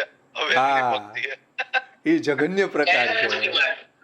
એને તો અહીંયા ગણાવી નથી, એને તો અહીંયા કોટય નથી કરી. બોલો, એનો એ કે આવું કોઈ કરશે, ચાલો ઠાકોરજી પાસેથી માગશે તો રાજસ ગણીય ભક્તિ, ઠાકોરજી પાસેથી કોઈને માત્સર્ય માટે, કોઈ દંભ માટે કે કોઈ એવા પ્રયોજનથી કરશે તો એને આપણે તામસ કહી દઈએ. ચાલો કોઈ પોતાના પાપને બાળવા માટે ભક્તિ કરતા હોય, નાશ કરવા માટે પાપનો, તો એને આપણે સાત્વિક કરી દઈ દઈએ. આવા બધાને તો અહીંયા મહાપ્રભુજીએ અને ભગવાને અહીંયા કોટ કરી છે. પણ જે ભગવાનનો ધંધો કરશે એને કેવી ભક્તિ કહેવાય? એ તો ભક્તિની કેટેગરીમાં જ ન આવે ભાઈ. હા, એને તો મહાપ્રભુજી એમ કહે છે કે ભક્ત ભાવે તું તિરસ્થો યથા દુષ્ટૈ સ્વકર્મ ભી અન્યથા ભાવમ આપન્નસ તસ્મા સ્થાનશ્ચ નશ્યતિ. એનો તો નાશ જ થવાનો હોય. ભક્તિની કેટેગરીમાં મહાપ્રભુજી એને મૂક્યું જ નથી. એને તો મહાપ્રભુજી નાશની કેટેગરીમાં જ મૂક્યું છે. તમે થોડી વાર પહેલા કહ્યું ત્યારે મારે કેવું હતું કે ના એમાં નહીં આવે હવેલી વાળા, કારણ કે આ 83મો નહીં પણ એવો થયો પ્રકાર છે. બરાબર છે, આ 84મો પ્રકાર છે ભાઈ. ભક્તિમાં જ નહીં આવે તો પછી પ્રકાર તો સવાલ જ નથી. હા બરાબર, એને ભક્તિમાં જ ન ગણી શકાય, એને ભક્તિ જ ન કહી શકાય મહાપ્રભુજી. ભક્તિ has to be unadulterated, unalloyed. Right, બરાબર છે. ચલો, બીજા કોઈને કઈ પ્રશ્ન છે ભાઈ? નહીતર આગળનો આપણે કુલ્યા. હવે જુઓ, આગળનું જે વક્તા આવી રહ્યા છે એ નહેરનું વર્ણન કરી રહ્યા છે મહાપ્રભુજી. કુલ્યા પૌરાણિકા પ્રોક્તા પારંપર્ય યુતા ભુવિ ક્ષેત્ર પ્રવિષ્ટાસ્તે ચાપી સંસારોત્પત્તિ હેતવ. એટલે પૃથ્વી ઉપર પરંપરાથી જે ભગવાનની કથા કહી રહ્યા છે એ બધા પૌરાણિકો છે, પુરાણ વાંચનારા પૌરાણિકો. એ નહેરના જલ જેવા છે. નહેર જોઈને બધાએ, કૃત્રિમ નદી, નહેર. જે લોકો ખેતી કરતા હશે એને તરત આ વાત સમજમાં આવી જશે. આ નર્મદાની નહેરો નીકળે છે ને, એમાંથી એ નહેરો છે એનું જલ સ્વતંત્ર ન હોય, એ નર્મદાની અંદરથી આવતી હોય છે. એ નહેર, એને નહેર કહેવાય. એટલે આ બધા જે પૌરાણિકો છે એને નહેરના જલ જેવા કહી રહ્યા છે. અને ક્ષેત્ર પ્રવિષ્ટાસ્તે ચાપી સંસારોત્પત્તિ હેતવ. અને ક્ષેત્રમાં પ્રવેશેલા જે જલ છે એ સંસારની ઉત્પત્તિમાં કારણરૂપ બને છે. એટલે એ જે નહેરનું જલ છે એ જ્યારે ખેતરમાં પ્રવેશે ત્યારે એ પીવાલાયક ન રહે, ડોળું બની જાય. પછી એ સાવ ડોળું હોય, એ કોઈ ઉપયોગમાં ન આવે. તો એ ક્ષેત્ર પ્રવિષ્ટ થઈ ગયું, એનાથી સંસારની જ ઉત્પત્તિ થાય. સમજમાં આવ્યું ને? અહીંયા થોડો કવિતાનો રસ લ્યો ને, આમાં કેવું સરસ છે જુઓ કે ખેતરમાં જઈને એ ઉગાડશે એક દાણાના 100 દાણા. અને અહીંયા બી એટલું મસ્ત મહાપ્રભુજી એમ કેવું મસ્ત કર્યું એમ કવિતાની દ્રષ્ટિથી જોઈએ તો એ સંસાર ઉત્પન્ન કરશે, ઉત્પન્ન તો કરશે, ધન ધાન્ય ઉત્પન્ન થશે, સંસાર વધશે. કવિતાનો રસ લેવા જેવું છે આ એક પર્ટિક્યુલર લાઈન સરસ છે, અદ્ભુત. મહાપ્રભુજી અહીંયા બહુ સૂક્ષ્મતાથી વર્ણન કર્યું કે ભાઈ જ્યારે કુલિયામાં જલ આવી રહ્યું છે ત્યારે આપણે પી શકીએ. કુલિયામાં, ધોળિયામાં જલ આવતું હોય તો આપણે પી શકીએ. પણ એ જ્યારે ક્ષેત્રની અંદર પ્રવિષ્ટ થઈ ગયું, ક્યારામાં પ્રવિષ્ટ થઈ ગયું, પછી તો સંસાર જ ઉત્પન્ન કરે. સમજો, એક જ જલ છે, ધન ધાન્ય ઉત્પન્ન થાય ને એનાથી સંસાર થાય, બીજું શું થાય? હવે આ વાતને કલ્યાણરાયજીએ ખૂબ સુંદર રીતે સમજાવી છે. જુઓ આપણે ક્ષેત્ર પ્રવિષ્ટાસ્તે ચાપ કુલ્યા પૌરાણિકા જુઓ, पेज नंबर 6 ऊपर नीचेनो पैरा के प्रथम प्रकार के वक्ता का निरूपण करके अब श्री आचार्य चरणों दूसरे प्रकार के वक्ता के भाव का निरूपण करते हैं. कुल्या पौराणिका प्रोक्ता पारंपर्य युता भुवि इत्यादि शब्दों से कहते हैं. कुल्या छोटी होती है. कुल्या छोटी कृत्रिम नदी को कहते हैं. कुल्या यानी नहर. जो पुराणों का अध्ययन करते हैं या उनको जानते हो उन्हें पौराणिक कहा जाता है. श्री महाप्रभु जी कुल्या पौराणिक कहा. तो पौराणिक એટલે કોણ? પૌરાણિક એટલે પુરાણની કથા કહેનારા, એને પૌરાણિક કહેવામાં આવે છે. જેને આપણે ત્યાં શુદ્ધ પુરાણી, શ્રીમદ ભાગવતના પ્રથમ સ્કંદમાં તમે જોશો તો સૂત પુરાણી, જે सूतजी હતા, જે પુરાણની કથા કહેતા હતા, तो उन्हें पौराणिक कहा जाता है। अर्थात पुराण और इतिहास यानी कि रामायण महाभारत इत्यादि पुराण इतिहास का पाठ करने वाले वो पौराणिक कहे जाते हैं। ये कृत्रिम नदी के जल के समान होते हैं, अतः इनका भगवत भाव कृत्रिम नदी के जल के समान होता है। आवा जे पौराणिको छे एनो भाव छे ए केवो छे? कृत्रिम नदी एटले नहरना जल जेवो छे। जैसे कुलिया भूमि पर किसी न किसी जलाशय के संग परंपरा से जुड़े या संबंधित रहती है। नहर जे छे ने कोई सरोवर साथे, कोई डेम साथे, आवी कोई महानदी साथे, नर्मदा जेवी एनी साथे जोड़ायेली रहे छे। एनुं स्वतंत्र जल नथी होतुं, परंपराथी आवतुं जल छे। जो परंपरा से जुड़े या परंपरा से संबंधित रहती है, ठीक उसी ही प्रकार से ये भूमि ऊपर परंपरा से पुराणों का अर्थ प्राप्त करके, अर्थात किसी सद्गुरु से परंपरागत पुराणों का अर्थ जानने वाले होते हैं। जुओ महाप्रभु जी नी सूझबूझ जुओ, न्योछावर थई जाए आपणे કે જેમ પુરાણીની કથા, જેમ કુલ્યા જે છે એનું સ્વતંત્ર જલ નથી પણ પરંપરાથી આવી રહ્યું છે, એવી રીતના પુરાણની કથા કહેનારા પૌરાણિકો, સૂત પુરાણિકો એ બધાનું સ્વતંત્ર જ્ઞાન નહીં પણ પરંપરાથી મેળવેલું જ્ઞાન છે, એને સદગુરુ પાસેથી મેળવેલું જ્ઞાન છે। જેમ ભાગવતજીની અંદર સૂત પુરાણીનો પ્રસંગ આવે, એના પિતા છે ઉગ્રશ્રવા કે કંઈ નામ છે એનું, ભૂલી ગયો, ઉગ્રશ્રવા શાયદ, તો એને જ્ઞાન ક્યાંથી મળ્યું હતું? વેદવ્યાસજી પાસે। હા, તો વેદવ્યાસજી પાસેથી બધા પુરાણો ભણ્યા, કારણ કે પૌરાણિકો એટલે એક વર્ણશંકર જાતિ છે કે બ્રાહ્મણ સ્ત્રી હોય છે ને ક્ષત્રિય પુરુષ, એવી રીતના કંઈક એના સંયોગથી પ્રગટ થયેલી એક જાતિ છે, વર્ણશંકર જાતિ છે જે પૌરાણિકો છે। એને વેદનું અધ્યયન કરવાનો અધિકાર નથી, પુરાણનું અધ્યયન કરવાનો અધિકાર છે બધાને છે। ભાગવત પુરાણમાં બધાનો સર્વાધિકારક છે ભાઈ પુરાણો, તો એને વેદવ્યાસજી પાસેથી બધા પુરાણો ભણેલા છે જુઓ। અને એની પાસેથી એના પુત્ર આ સૂત પુરાણી ભણ્યા, અને એ સૂત પુરાણીએ જે ભાગવત પુરાણ છે એ સૌનક ઋષિઓને કહ્યું, તો પરંપરાથી ભગવાનની કથા કહી રહ્યા છે, સમજાણું ને?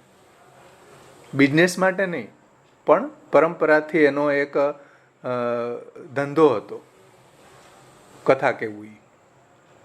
આધુનિક જે શાસ્ત્રીઓ કથા વાંચે છે એ તો પૈસા કમાવા માટે વાંચી રહ્યા છે, એ કોઈ પરંપરાથી એનો બિઝનેસ નથી, એ તો ક્ષેત્ર પ્રવિષ્ટ છે।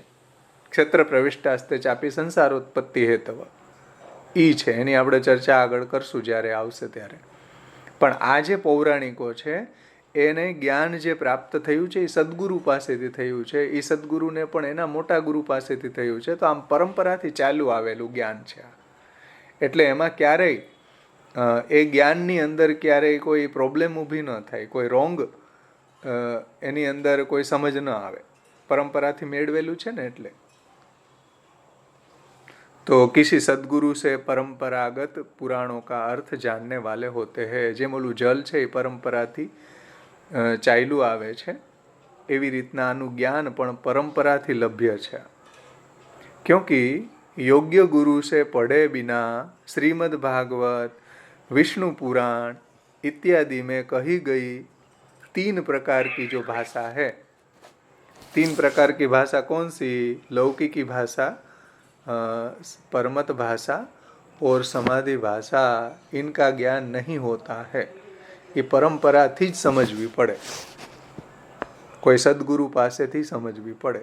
એ ભાગવત હોય કે વિષ્ણુ પુરાણ હોય કે ગરુડ પુરાણ હોય, કોઈ બી પુરાણ હોય, એને ભણવું જોઈએ ભાઈ સદગુરુ પાસેથી, તો સાચું જ્ઞાન પ્રાપ્ત થાય। એ વાતને કલ્યાણરાયજી કહે છે કે ગુરુ સે પढ़े बिना શ્રીમદ ભાગવત और विष्णु पुराण इत्यादि, आदि शब्दથી બીજા પણ પુરાણો આપણે અહીંયા સમજી શકીએ, રામાયણ મહાભારત પણ સમજી શકીએ, इतिहास पण समझी सकिए। तो वो पुराणों में जो 3 प्रकार की लैंग्वेज है, भाषा है, लौकिकी, परमत और समाधि, एवं असुरों को भ्रमित करने वाली जो भगवान की लीलाओं का स्वरूप वे नहीं जान पाएंगे। जो सद्गुरु पासेथी ज्ञान मेळवेલું ન હોય તો પુરાણોની અંદર એને જે સાચો અર્થ નહીં સમજમાં આવે। પુરાણોમાં જે 3 ભાષા છે ભાગવતજીમાં, લૌકિકી ભાષા, પરમત ભાષા, સમાધિ ભાષા, એને સમજમાં નહીં આવે। અને બીજું, ભગવાનની જે પુરાણોની અંતર્ગત જે લીલાઓ છે એમાં અમુક લીલાઓ ભગવાનની અસુરોને મોહ પમાડવાની લીલા છે, તો એ પણ એને સમજમાં નહીં આવી શકે। સમજાણું ને? એટલે મહાપ્રભુજી નિબંધમાં એક આજ્ઞા કરે કે ભાઈ ક્યારેક બ્રહ્માજી છે શિવજીને પ્રણામ કરે, ક્યારેક શિવજી છે બ્રહ્માજીને પ્રણામ કરે, ક્યારેક શિવજીને બ્રહ્મા છે વિષ્ણુને પ્રણામ કરે, ક્યારેક વિષ્ણુ બ્રહ્મા અને શિવજીને પ્રણામ કરે, તો લોકોને મોહ ફેલાય કે આમાં મોટું કોણ? સમજાઈશ ને? આ બધું મોહ ફેલાવાની લીલા છે। જેમ રામાયણની અંદર રામચંદ્રજીએ રામેશ્વરની પૂજા કરી, શિવજીની પૂજા કરી, તો મોટું કોણ? શિવજી કે રામચંદ્રજી? થાય ને, બધાને મોહ ફેલાય। તો આવી રહસ્ય જે છે એમાં એ સમજમાં ન આવે, એ સદગુરુ પાસેથી સમજમાં આવે। એ પરંપરાથી જે મોટા જે સત્પુરુષો છે એને પરંપરાથી જે અર્થ સમજાવ્યો છે એ રીતના જો એ સમજમાં આવે, સમજાવે તો જ સમજમાં આવે, નહીતર આ રહસ્ય, લીલાનું રહસ્ય સમજમાં ન આવે। એને કારણે મોહ થઈ જાય, મોહને કારણે એ પરાત્પર તત્વને સમજી ન શકે। બોલો, રામાયણની અંદર કોઈ વાંચે તો એ રામચંદ્રજીએ જુઓ શિવજીની રામેશ્વરજીની પૂજા કરી કે નહીં સમુદ્રમાં સેતુ બંધન વખતે, તો બધાને મોહ થાય ને। પણ હકીકતમાં તો મહાપ્રભુજી તો એમ કહે છે કે રામચંદ્રજી મોટા છે, મોહ ફેલાવા માટે જ નહીં આ લીલા છે, પણ આ લીલા કોઈને સમજમાં ન આવે। એમ ભાગવતજીમાં એવી લીલાનું વર્ણન આવે છે। સાલ્વનો પ્રસંગ તમે જુઓ, જોકે પરમત ભાષા છે મહાપ્રભુજી, ત્યાં જ્યાં જ્યાં પરમત ભાષા છે ત્યાં આપણા આચાર્યજી આપણને સમજાવ્યું છે ભાઈ, એટલે આપણને કોઈ ચિંતા નથી, આપણે એનો વિવેક સમજી શકીએ જો મહાપ્રભુજીની સાથે રાખીને ભાગવતનું અધ્યયન કર્યું હોય તો, નહીંતર આપણને ભાગવત સમજમાં ન આવે શ્રી મહાપ્રભુજી વગર। શ્રી મહાપ્રભુજીએ જે રીતના શાસ્ત્રે સ્કંદે પ્રકરણે અધ્યાયે વાક્ય પદે અક્ષરે એકાર્થમ સપ્તધા જાનન અવિરોધેન ઉચ્યતે, જે અવિરોધ સમજાવ્યો છે આ બધા અર્થોમાં, ભાગવતની જે 3 ભાષાઓને સમજાવી છે, જેમ તૃતીય સ્કંદ છે તો એમાં હિરણ્યાક્ષને હિરણ્યકશિપુનું જે ગર્ભાધાન વખતે દિતિનો જે પ્રસંગ આવે છે એ બધી પરમત ભાષા છે, એમાં દિતિએ શિવજીની સ્તુતિ કરી છે। હવે ભાગવતજીમાં શિવજીની સ્તુતિ કેમ આવી ગઈ? ભાગવતમાં તો ભગવાનને જ પરાત્પર તત્વ તરીકે, ભાગવતમાં ભગવાનને જ એ તે ચાંસ કલા પુંસ કૃષ્ણસ્તુ ભગવાન સ્વયં, તો ભગવાનને જ ગ્લોરીફાય કરવા જોઈએ ને। શિવજીની સ્તુતિ કેમ આવી? તો મહાપ્રભુજી કહે છે કે આ પરમત ભાષા છે। સમજાણું ને? મહાપ્રભુજી આપણને વારંવાર આ રહસ્ય સુબોધનીજીમાં ભાગવતાર્થ પ્રકરણમાં સમજાવતા જ રહ્યા છે। અને મહાપ્રભુજીના દ્રષ્ટિકોણથી જો ભાગવતનું અધ્યયન, સુબોધનીજીનું અધ્યયન કરવામાં આવે તો આપણને એમાં કઈ ભાષા લૌકિક છે, કઈ સમાધિ છે, કઈ પરમત ભાષા છે એ સમજમાં આવે, નહીંતર ન આવે। સાલ્વનો પ્રસંગ આવે કે સાલ્વ છે એ બહુ માયાવી, એની પાસે વિમાન હતું, શિવજીનો ભક્ત હતો, અને ભગવાનને એવું માયા બતાડી કે વસુદેવજીને પકડી દીધા છે ને એનું શિરચ્છેદ કરી રહ્યો છે ને એને કારણે ભગવાન મૂર્છિત થઈ ગયા ને આવું કંઈ જેના દર્શન માત્રથી જ માયા ભાગી જતી હોય, જે જનાર્દન છે, જના એટલે માયા, અને એનું અર્દન કરનારા ભગવાન, એ કંઈ મૂર્છિત થઈ જાય આવું જોઈને એને કોઈ સાલ્વની માયા એની ઉપર કંઈ હાવી થઈ જાય? ઇમ્પોસિબલ। મહાપ્રભુજીએ ત્યાં સમજાવ્યું છે ખૂબ ડિટેલ્સથી આ વાતને કે આ પરમત ભાષા છે, આ સમાધિ ભાષા નથી ભાઈ। પણ આવું કોઈ સાંભળે કે આમાં ભાગવતમાં વાંચે તો એને એમ લાગે કે જુઓ ભગવાનને મૂર્છા આવી ગઈ સાલ્વની માયાથી, હે ને? સમજ જ ના આવે જો મહાપ્રભુજી ન હોય ને તો ભાગવત। એટલે અર્થમ તસ્ય વિવેચિતુમ નહીં વિભોર વૈશ્વાનરાદ વાક્પતે, દત્વા જ્ઞાનમ કૃપાવલોકનમ પટુર્યસ્માદ અતોહમ મુદા ગૂઢાર્થમ પ્રકટી કરો મી બહુધા વ્યાસસ્ય વિષ્ણુ પ્રિય. આ બધા ગૂઢ અર્થ મહાપ્રભુજી વગર કોઈ સમજાવે નહીં. એટલે પુરાણ જે સમજવું હોય તો ભાગવતને જો સમજવું હોય, બીજા પુરાણની વાત જવા દો, આપણા મહાપ્રભુજીના સંપ્રદાયની અંદર આપણે વિચારીએ આ વાતને, તો શ્રી મહાપ્રભુજી સિવાય કોઈ ભાગવતનો ગૂઢ અર્થ જાણી નથી શકતું. મહાપ્રભુજી જ ભાગવતના ગૂઢ અર્થ પ્રકાશન પરાયણ છે, અને મહાપ્રભુજીને આજ્ઞા થઈ છે પ્રભુની. એટલે બીજા જે પુરાણો છે એની જે કથા કહેનારા જે પૌરાણિકો છે એ પરંપરાથી કોઈ સદગુરુ પાસેથી જો એ પુરાણોને ભણ્યા હોય તો સાચો અર્થ બીજાને સમજાવી શકે. જેમ સૂત પુરાણીના પિતાશ્રી છે વેદવ્યાસજી પાસે ભણેલા હતા પુરાણો, તો એ સાચો પરંપરાથી આવતું સાચું જ્ઞાન કહેવાય. એ જ સાચું રહસ્ય સમજાવી શકે. બાકી તો એને પોતાને જ મોહ થાય કે પોતે જ જો પુરાણનો સાચો અર્થ સમજી ન શકે, કે પોતે જ જે પુરાણની અંતર્ગત વર્ણિત જે 3 ભાષાઓને જો ન સમજી શકે, કે અસુરોને મોહ પમાડવાની જે ભગવાનની લીલા છે એને જો ન સમજી શકે, તો બીજાને ક્યાંથી સમજાવી શકે ભાઈ? એટલે અહીંયા કહી રહ્યા છે કે પૌરાણિકા પ્રોક્તા કુલ્યા, પરંપરાથી ચાલ્યું આવતું જો જ્ઞાન હોય તો એ વેલિડ છે. અન્યથા પરંપરાથી ચાલ્યું આવતું ન હોય ને તમે તમારી રીતે આ શાસ્ત્રીને, આ પૌરાણિકને ખૂબ નફો થઈ રહ્યો છે ભાગવતની કથા કહેવામાં, આપણે કથા કરવા લાગી ગયા તો આ ક્ષેત્ર પ્રવિષ્ટ થઈ ગયા. આવા લોકોની કથાથી તો સંસાર જ ઉત્પન્ન થાય, એ સિવાય કંઈ ન થાય, જે મહાપ્રભુજી આગળની કારિકામાં સમજાવે છે. તો એ ક્ષેત્ર પ્રવિષ્ટ થઈ ગયા કે બીજાને પૈસા મળે છે એટલે પુરાણની કથા ચાલુ કરી દીધી, તો એ ક્ષેત્ર પ્રવિષ્ટ થઈ ગયા. અને તમે પરંપરાથી જે તમારી ઓન ડ્યુટી છે ભગવાનની કથા કહેવાની, એવા હેતુથી તમે કથા કહી રહ્યા છો તો તમે પૌરાણિક છો, નહેરના જલ જેવા છો. સારું જલ છે, પીવા લાયક છે, સાંભળવા લાયક છે એની કથા. પરંતુ બીજા પૌરાણિકો કથા વાંચે છે ને એને ખૂબ ભેટ આવે છે, ખૂબ પૈસા મળે છે, એવા હેતુથી જો કોઈ કથા કરવા, અત્યારના જે કથકળ શાસ્ત્રીઓ કથા કરવા લાગી ગયા, એવા લોકોની કથા તો ક્ષેત્ર પ્રવિષ્ટાસ્તે ચાપી સંસારોત્પત્તિ હેતવ છે. હા ગિરીશભાઈ, ક્ષેત્ર પ્રવિષ્ટ શ્યામબાબા એક રીતે સમજાવ્યું હતું કે ખેતરમાં જે પ્રવિષ્ટ થઈ ગયું જલ, એ ખેતરમાં જે ખાદ ને બધું હોય એમાં ભળી ગયું. માટી, એ પાણી એટલું ગંદુ છે કે જે તમને મારી જ નાખે પછી એમ. એ પાણી પીવો તો એમ. એવી રીતે આજના ભાગવત કથાકારોનું છે, એ ક્ષેત્ર પ્રવિષ્ટ થઈ ગયા છે. શ્યોર. એનાથી મૃતપ્રાય થઈ જાય, ભક્તિ મૃતપ્રાય, તમે મૃતપ્રાય થઈ ગયા. એનાથી તમને કોઈ ભક્તિ જે થોડી સંચિત થઈ હોય ને એનો નાશ થઈ જાય. એ મહાપ્રભુજીને કલ્યાણરાયજી, મહાપ્રભુજીની વાતને સમજાવતા કલ્યાણરાયજી આગળ કહેશે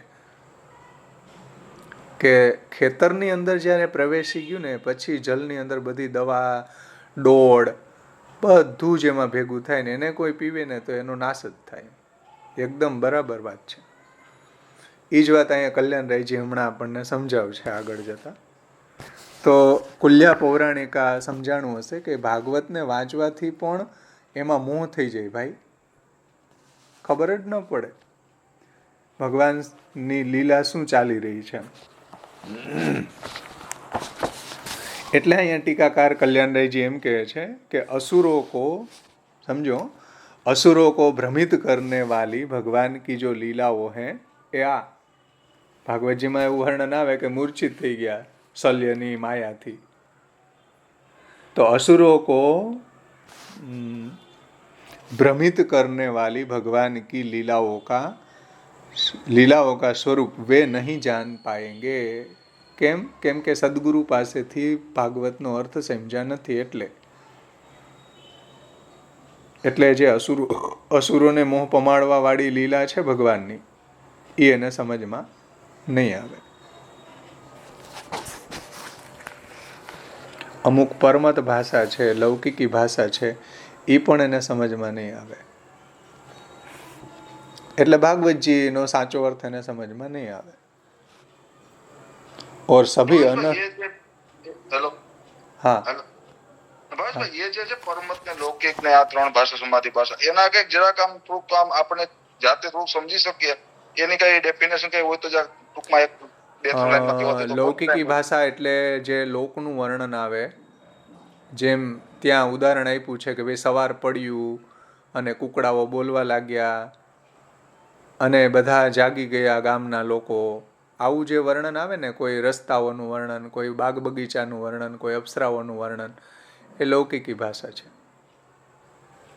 અને સુખદેવજી કે વેદવ્યાસજી જ્યારે એમ કહે કે ભાઈ આ મેં ઉપાખ્યાન છે પહેલાં આ ઋષિ પાસેથી સાંભળ્યું હતું, સમજો, એ પરમત ભાષા છે. પરમત યાને કે બીજાઓનો મત છે, સમાધિ ભાષા નથી. બીજાઓ આવું કહે છે, સમજાય છે ને? બરાબર. હું જેમ અત્યારે તમને એવું કહ્યું કે જગત છે મિથ્યા છે, જગત છે હેય છે,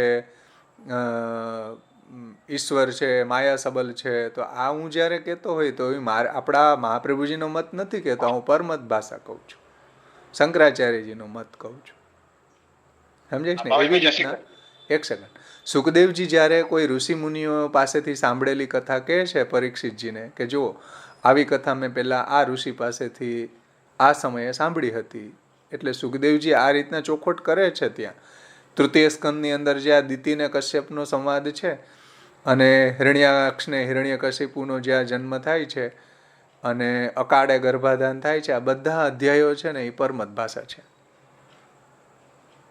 અને જેની અંદર ભક્તિનું જ વર્ણન હોય, ભક્તિને ગ્લોરીફાય કરી હોય, ભગવાનનું જ મહાત્મ્ય વર્ણિત હોય, એ બધી સમાધિ ભાષા.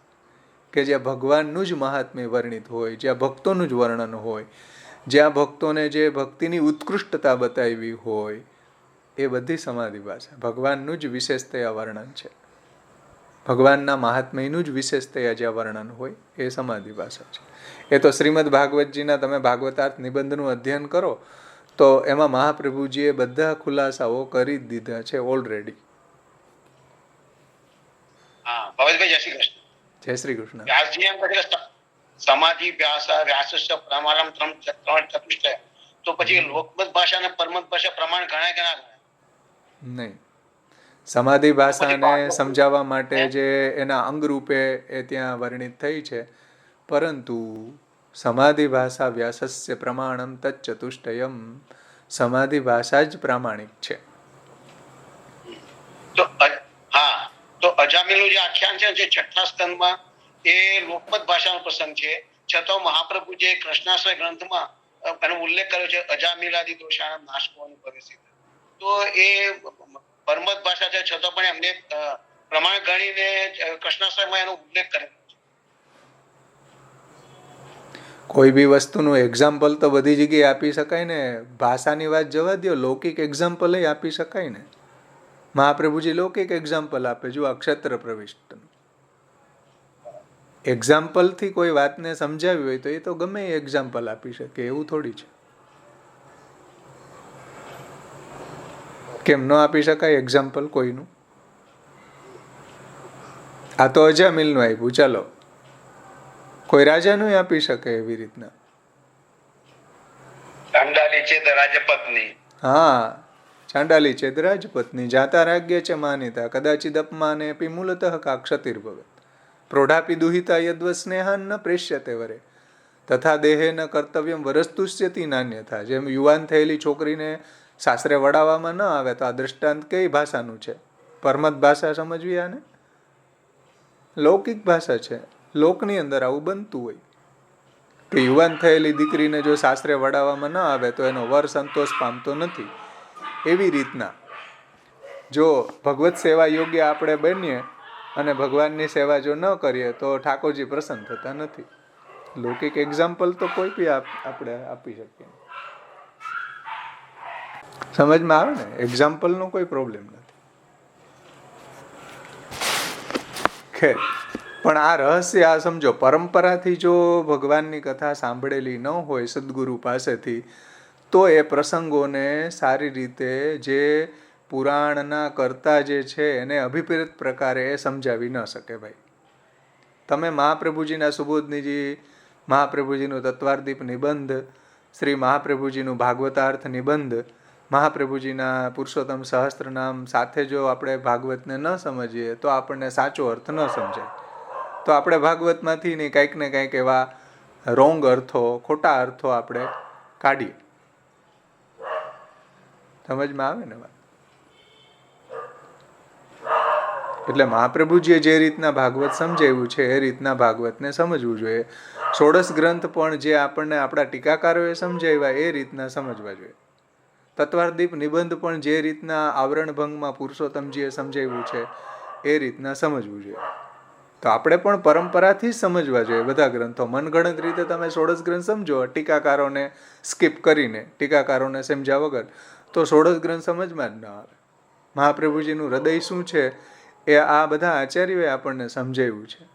શ્રી ગોકુલનાથજી, શ્રી કલ્યાણરાયજી, શ્રી હરિરાયજી, શ્રી ગોપેશ્વરજી, શ્રી બ્રિજરાયજી, શ્રી પુરુષોત્તમજી, એ બધાએ જે મહાપ્રભુજીના વાણીનું જે એને આત્મસાત કરી છે એવું આપણે થોડી આત્મસાત આપણને થાય.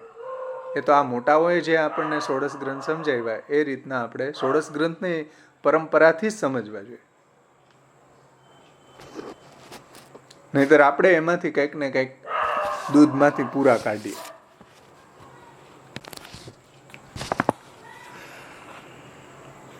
પરંપરાથી સદગુરુ પાસેથી જો જ્ઞાન પ્રાપ્ત થાય તો એ પરંપરાથી કુલ્યાની જેમ, કુલ્યા પણ જેમ પરંપરાથી ચાલી આવે એ રીતના પરંપરાથી પ્રાપ્ત થયેલું જ્ઞાન હોવું જોઈએ. નહીંતર એમાં આપણને જે 3 ભાષાઓ છે એનું જ્ઞાન જો ન હોય તો સાચો અર્થ સમજમાં ન આવે. અથવા તો ભગવાનની જે લીલા, આસુર વ્યામોહાર્થ જે લીલાઓ છે એનું જો જ્ઞાન ન હોય તો પણ ભગવાનનું સ્વરૂપ, ભગવાનનું મહાત્મ્ય સમજમાં ન આવે. એ વાત કલ્યાણરાયજી અહીંયા કહે છે કે ભગવાન કી લીલાઓ કા સ્વરૂપ વે નહીં જાન પાએંગે ઓર સભી અનર્થ બન જાયેગા. તો પછી બધું અનર્થ થઈ જશે.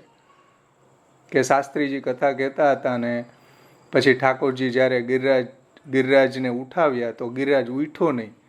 એના કારણે ઠાકોરજીએ હનુમાનજીનું ધ્યાન ધર્યું. હનુમાનજીનું ધ્યાન ધર્યું તો ગિરિરાજજી ઉપડી ગયો. બોલો, આવી કથા કોઈ કહેતું હોય તો આની શું એનું ઔચિત્ય શું એમ? કે ઠાકોરજીને ગિરિરાજજી ઉપાડવા માટે કાંઈ હનુમાનજીનું ધ્યાન કરવું પડે? તો ભગવાનનું મહાત્મ્ય ક્યાં ગયું? ભગવાન સર્વ સમર્થ છે, કર્તૃમ અકર્તૃમ અન્યથા કર્તૃમ સર્વ સમર્થ છે, એ મહાત્મ્ય ક્યાં ગયું? પણ શાસ્ત્રીઓ મનગઢંત રીતે આવા પ્રસંગો એની અંદર કહેતા રહેતા હોય છે. તો એવા લોકોની કથા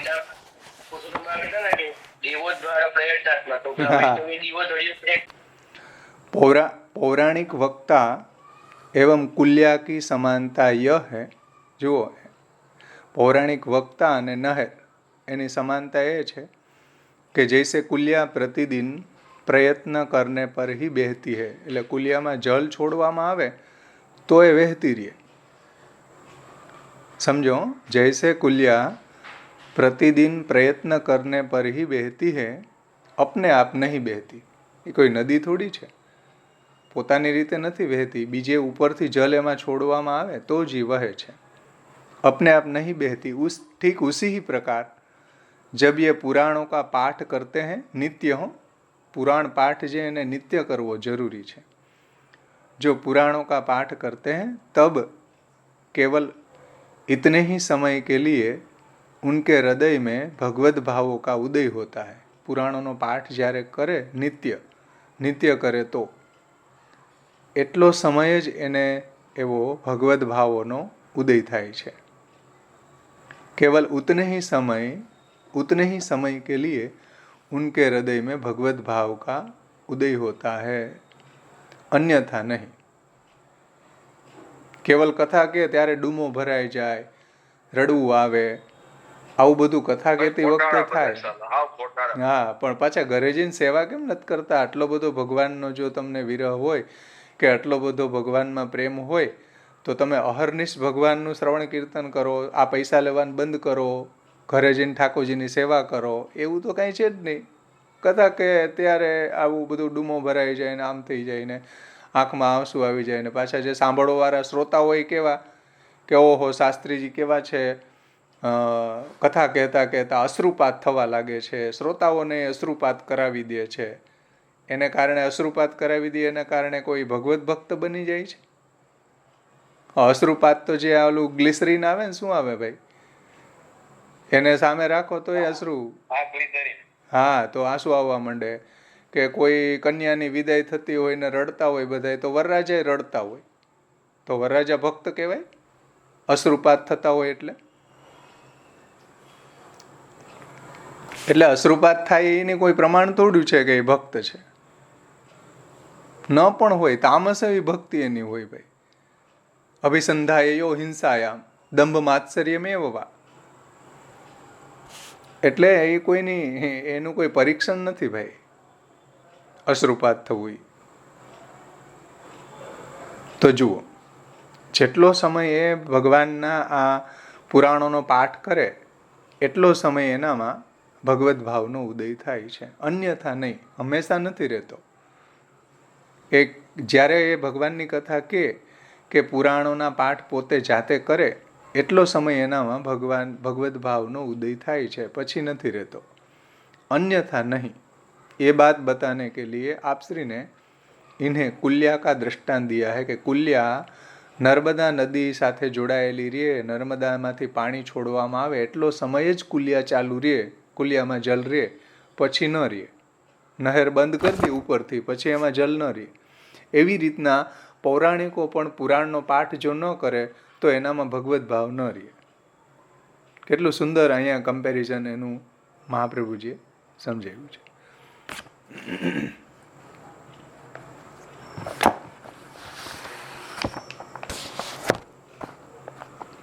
આ વાતને શ્યામબાવા શ્રી ષોડશ ગ્રંથ પરિચયમાં એ રીતના સમજાવે છે કે પૌરાણિક એટલે કે પુરાણ કથા સંભળાવનારા કથાકારો નહેરના જલ જેવા હોય છે. નહેરનું જલ તેનું પોતાનું હોતું નથી, પરંતુ કોઈક નદી યા તો સરોવર સાથે જોડાયેલું હોય છે. એવી રીતના પુરાણની કથા સંભળાવનારા કથાકારોનો ભાવ એ પરંપરાથી સંભળાવતા હોય તો, નહીતર નહીં. એ તેમનો પોતાનો ન હોવાથી કેવળ પુરાણ કથા કરતી વખતે જ કથા આવેશથી પ્રયુક્ત હોય છે, અને એ કારણથી જ એને અશ્રુપાત થાય કે કંઠા અવરોધ થાય, એટલે ગળામાં ડૂમો ભરાઈ જવો. આ તો ઉલ્લાસ કે કેવળ કથાના સમયમાં જ પ્રગટ થાય છે, સર્વદા આવો આવેશ રહેતો નથી. એ પણ પરંપરાથી સદગુરુ પાસેથી પુરાણોનું જ્ઞાન મેળવેલું હોય તો, આજીવિકા માટે કથા કહેતા ન હોય તો. સમજાણું ને? એક આજીવિકા માટે કથા કહેવી અને એક ઓન ડ્યુટી હોવાના કારણે કથા કહેવી, આ બેયમાં ઘણો બધો ડિફરન્સ છે. સમજાણું ને? જેમ મારા એક મિત્ર છે, એની બાજુમાં એક બ્રાહ્મણ રહે, તો એ બ્રાહ્મણનો નિયમ એવો છે કે લગ્નની અંદર કોઈ વિધિ કરવા માટે એને બોલાવવા આવે તો એને કહી દે કે ભાઈ 3 કલાક વિધિ ચાલશે.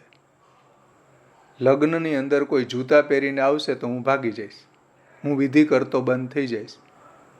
બોલો, મંજૂર છે? દક્ષિણા તમારે જે આપવી આપશો, હું માગીશ નહીં. તો એ એની ઓન ડ્યુટી નિભાવી રહ્યા છે.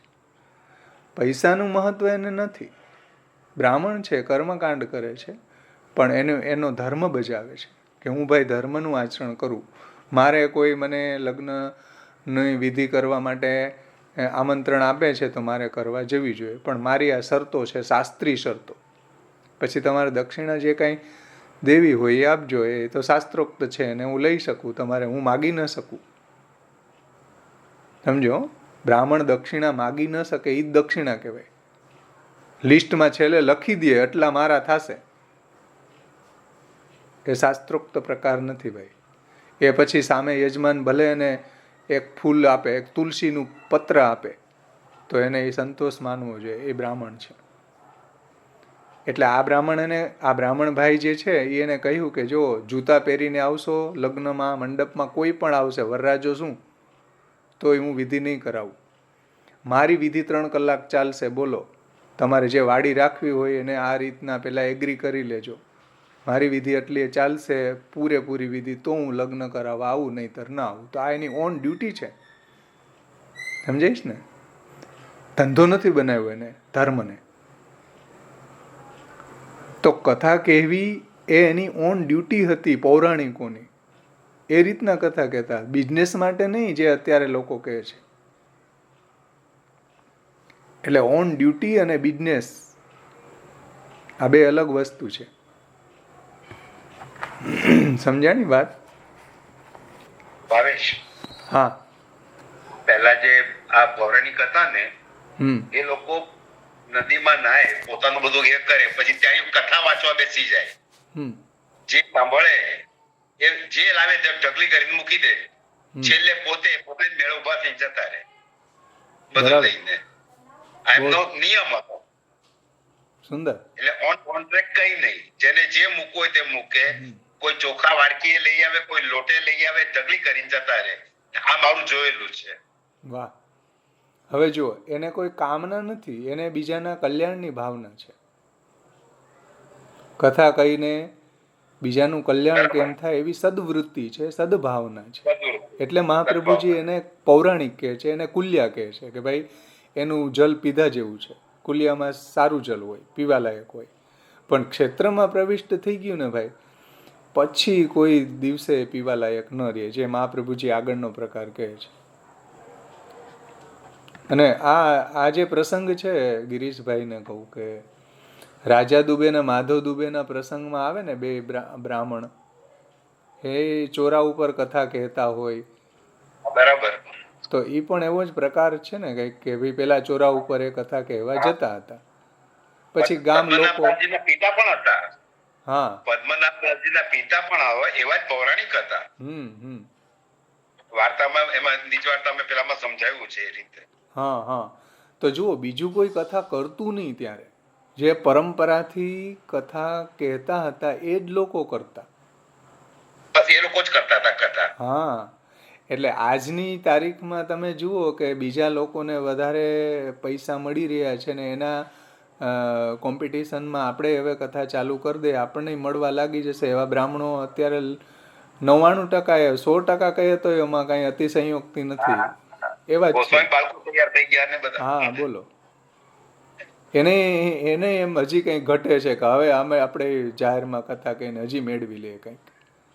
હવે હમણાં સાંભળવા મળ્યું કે આપણે જે મવાના બાપુ ખરા ને, જે હનુમાનજીનો જે ફોટો રાખે ને, એના 1 કરોડ રૂપિયા સજાવટ. બોલો. અને આમ એ કે છે હું નથી લેતો, પણ એનું જે જાત જમાલ છે એનો 4 કરોડ પીસ છે. કારણ કે એને પાડોશી ભાઈ મને મળી ગયા હતા હમણાં. હવે આગળ જુઓ, શ્રી આચાર્ય ચરણો આગળનો પ્રકાર સમજાવે છે. ક્ષેત્ર પ્રવિષ્ટાસ્તે ચાપી સંસારોત્પત્તિ હેતવ. જે કુલિયાનું જલ છે એ હવે ક્ષેત્ર એટલે ખેતરમાં પ્રવેશી ગયું, પછી ક્ષેત્ર પ્રવિષ્ટાસ્તે ચાપી સંસારોત્પત્તિ હેતવ. હવે એ જલથી ઘઉં થાય, ધન ધાન્ય થાય, એનાથી સંસારની ઉત્પત્તિ થાય. તો એ સંસારની ઉત્પત્તિમાં એ જલ કારણ બને છે. જે જલ નહેરમાં હતું ત્યાં સુધી શુદ્ધ હતું, પરંતુ એ જલ હવે કેનાલનું જલ છે, ખેતરની અંદર પ્રવિષ્ટ થયું એટલે હવે અશુદ્ધ થઈ ગયું, અપવિત્ર થઈ ગયું. હવે એને કોઈ પી ન શકે. એ સંસારની ઉત્પત્તિમાં જ કારણ બને છે. એવી રીતના જે લોકો કથાને ધંધો બનાવીને બેઠા છે એવા લોકોની કથા છે સંસારની ઉત્પત્તિમાં જ કારણ બને છે. એનાથી કોઈ ભક્તિ વધે નહીં ભાઈ, ભલે ભગવાનની જ કથા હોય તો પણ. એ વાતને કલ્યાણરાયજી સમજાવે છે. જુઓ પેજ નંબર 7 ઉપર.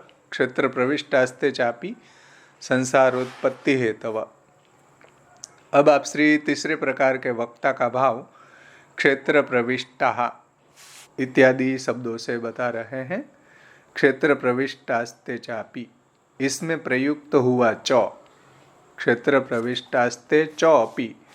तो च शब्द से ऐसा ज्ञात होता है कि इस श्लोक में भी आप श्री पिछले श्लोक में बताए गए पौराणिक वक्ताओं के ही विषय में कह रहे हैं. च शब्देन श्री कल्याणरायजी એવું કહે છે કે આ ક્ષેત્ર પ્રવિષ્ટ જે જલ છે એ નહેરનું જ જલ છે. એટલે પૂર્વમાં જે પૌરાણિક કહી રહ્યા છે, પૌરાણિક વક્તાઓ, એનું જ વર્ણન હજી કન્ટિન્યુટીમાં ચાલુ છે. એવું કલ્યાણરાયજી ચ શબ્દથી સમજાવે છે. पिछले श्लोक में बताए गए पौराणिक वक्ताओं के ही विषय में कह रहे हैं. तात्पर्य यह है कि पूर्व श्लोक में कहे गए पौराणिक वक्ता भी यदि क्षेत्र प्रविष्ट हो जाए, जो पौराणिक वक्ता पण पैसा कमावा माटे कथा कहवा लागी जाए, अर्थात पुराणों का उपदेश आजीविका के लिए करने लगे, तो वे भी श्रोता का लौकिक संसार ही बढ़ने में कारण बनेंगे. શ્રોતાઓનો સંસાર વધશે ભગવાનની કથા આવા લોકોનો મુખથી સાંભળવાથી. આવું મહાપ્રભુજી શ્રી આચાર્ય ચરણો આજ્ઞા કરે છે, જે કલ્યાણરાયજી મહાપ્રભુજીની વાતને સમજાવે છે કે જે લોકો જે પૌરાણિકો પૈસા કમાવાના પ્રયોજનથી કથા કહેતા હોય, તો એવી કથાનું શ્રવણ કરવાથી સંસારોત્પત્તિ હેતવ, સંસારની જ ઉત્પત્તિ થાય છે ભાઈ. લૌકિક સંસાર ही बढ़ने में कारण बनेंगे, भगवत भाव बढ़ने में नहीं. बोलो. ભગવદ ભાવ નહીં વધે.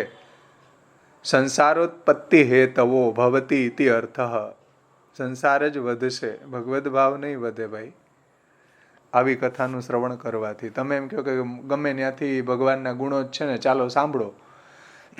આપણા કાનની અંદર આહુતિ જેમ યજ્ઞમાં નાખે એમ આપણા કર્ણપુટમાં આહુતિ નાખ્યા જ કરો. ભગવાનની કથા તો છે ને અંતે તો. મહાપ્રભુજી ના પાડે છે કે નહીં, તમારો સંસાર વધશે, ભક્તિ નહીં વધે. આવી કથા બહિર્મુખ કરે. હા, બહિર્મુખ થઈ જશો પણ ભક્તિ નહીં વધે. સમજો, ભક્તિ વધવાના બદલે બહિર્મુખ થશો ભાઈ. એવું શ્રી મહાપ્રભુજી કહે છે. लौकिक संसार ही बढ़ने में कारण बनेंगे, भगवद भाव बढ़ने में नहीं. क्षेत्र शब्द का अर्थ क्षेत्रम पत्नी शरीरयो, એવું ડિક્શનરીની અંદર ક્ષેત્રનો અર્થ પત્ની પણ થાય છે, શરીર પણ થાય છે.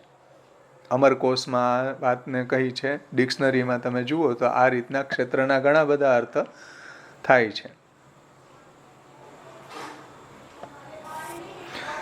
इस कोश प्रमाण के अनुसार, कोश यानी डिक्शनरी में जो बताया गया है उसका अर्थ, इसके अनुसार पत्नी भी होता है क्षेत्र का अर्थ.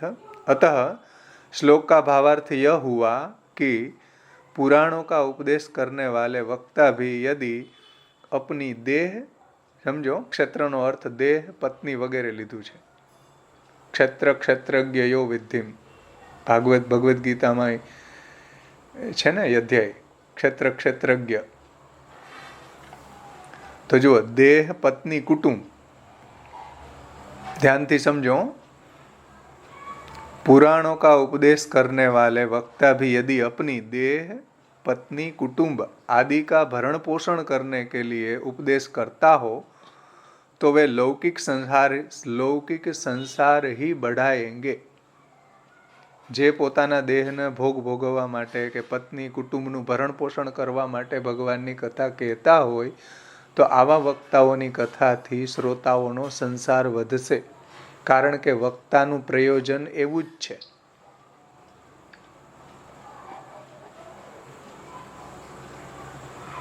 લૌકિક સંસાર હી બઢાએંગે.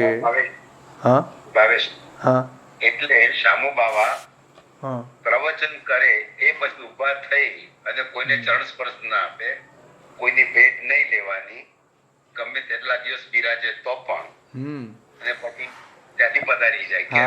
નહીતર તો મારું આ પ્રવચન વેચ્યું અર્થોપાર્જન માટે થઈ ગયું, તો જે મહાપ્રભુજી નિષેધ કે છે જલભેદ અંતર્ગત. એટલે આ રીતે પ્રવચન કર્યા પછી દ્રવ્ય ન લેવું જોઈએ એવો એમનો એક સૂચન છે. આ બધા ઘરે જેને ચરણ સ્પર્શ કરવો હોય ઘરે આવી જાવ, તમે કરો, જ્યાં મારો ઉતારો છે ત્યાં તમે આવો. હા, અને આપે. એમાં પણ એવો આપશ્રીનો વિવેક છે કે વૈષ્ણવો ચરણ સ્પર્શ કરે એનું દ્રવ્ય આપ અલગ રાખે, જેને એ ઉપદેશ આપે, જેને ગ્રંથો ભણાવે છે એનું જે કંઈ બી ચરણ ભેટ આવે એને એ અલગ રાખે, જેનો વિનિયોગ પોતાનામાં કરે. અને આ જે દ્રવ્ય બીજા બધા વૈષ્ણવોનું આવે જેને ભણાવ્યા નથી એવા, એના દ્રવ્યનો વિનિયોગ ગ્રંથ છાપવામાં કરે. અને બહાર ક્યાંય ફંક્શનમાં પધારે કે એવી રીતના લગ્નમાં પધારે ત્યારે તો ત્યાં વૈષ્ણવ સિવાયનું દ્રવ્ય ચરણ ભેટ તરીકે આવતું હોય તો એ દ્રવ્યને કોઈ સંસ્થામાં એને રાખતા જ નથી. એને કોઈ ગરીબોની સંસ્થા છે કે કોઈ જગ્યાએ એવું સત્કર્મ થતું હોય એની અંદર એનો વિનિયોગ કરે. આટલો વિવેક છે. 3 ભેટને 3 આટલી રીતને અલગ રાખે છે, બધું અલગ રાખે છે. બોલો આગળ કહે છે કે દેહ પત્નીના ભરણ પોષણ માટે, દેહ પત્ની પુત્ર વગેરેના ભરણ પોષણ માટે જે ભગવાનની કથા કહે છે, આવા લોકોની કથાનું શ્રવણ કરવાથી શ્રોતાઓનો लौकिक संसार ही बढ़ेंगे, भगवत भाव में वृद्धि नहीं कर पाएंगे. बोलो आ कल्याणरायजी हो, हरिरायजीना પિતાશ્રી એમ કહે છે, જે મહાપ્રભુજીના સિદ્ધાંતને સમજાવે છે કે એના ભગવત ભાવની વૃદ્ધિ નહીં થાય. ભાઈ સમજાય છે ને? ભગવત ભાવ નહીં વધે, સંસાર વધશે ભગવાનની કથા સાંભળવાથી. પણ તમને એમ કે ભગવાનની કથા છે, અલૌકિક છે, નિર્મલ છે, સાંભળતા જ મંગલ કરનારી છે, કર્ણનું રસાયણ છે, ઔષધિ છે, મહાપ્રભુજી કહે છે કે તમારો સંસાર વધારનારી થશે. જ્યારે આવા વક્તાના મુખથી સાંભળશો ને ત્યારે, જે ક્ષેત્ર પ્રવિષ્ટ છે, तो भगवत भाव में वृद्धि नहीं कर पाएंगे. जैसे कुलिया का जल यदि खेतों में चला जाए तो बोए हुए अन्न को ही उत्पन्न करता है. આ જલ છે પછી પીવામાં કામ ન આવે, વાવેલું અનાજને ઉત્પન્ન કરે છે. बोए हुए अन्न को ही उत्पन्न करता है. आंतरिक बाह्य शुद्धि या आचमन आदि के लिए उपयोग में नहीं आता है. આવું ક્યારાની અંદર પ્રવેશેલું જલ આંતર કે બાહ્ય શુદ્ધિ માટે, આચમન માટે પણ ઉપયોગમાં ન આવી શકે. ભાઈ એનાથી આચમન ન થાય. બોલો, સ્નાનની વાત તો દૂર રહી. आंतरिक बाह्य शुद्धि या आचमन आदि के लिए उपयोग में नहीं किया जा सकता. ठीक उसी प्रकार पुराणों का उपदेश यदि सांसारिक आजीविका चलाने के लिए किया जाए तो ऐसे वक्ता श्रोता के लिए स्वर्ग या अलौकिक प्राप्ति, अलौकिक कोई फल की प्राप्ति कराने का साधन नहीं बन सकता. कोई अलौकिक फल प्राप्त न થાય, કોઈ પારલૌકિક ફલ પ્રાપ્ત ન થાય, અને આ લોકમાં પણ ભક્તિ એની ન વધે, સંસાર વધે. આવું કલ્યાણરાયજી મહાપ્રભુજીની વાતને સમજાવતા આજ્ઞા કરે છે कि ऐसे श्रोताओं के लिए स्वर्ग और अलौकिक प्राप्ति कराने के साधन नहीं बनते. श्लोक में प्रयुक्त हुए अपि क्षेत्र प्रविष्टास्ते च अपि, एमा अपि शब्द से ऐसा ज्ञात होता है कि द्वितीय श्लोक में बताए गए जो सत्व रजतम भाव वाले गायक भी यदि, એટલે ગંધર્વો પણ जो क्षेत्र प्रविष्ट है अर्थात आजीविका चलाने के लिए भगवत महात्म्य का गान कर रहे हैं तो वे भी संसार को ही बढ़ाएंगे. गंधर्वो पण अपि शब्दથી કલ્યાણરાયજી એમ કહે છે કે જે સાત્વિક, રાજસ અને તામસ પ્રકાર જે ગંધર્વોમાં બતાવ્યા હતા ને હમણાં, એવા લોકો જે ગંધર્વો છે એ પણ જો આજીવિકા માટે કથા કહે છે તો એ પણ ક્ષેત્ર પ્રવિષ્ટ થઈ ગયા.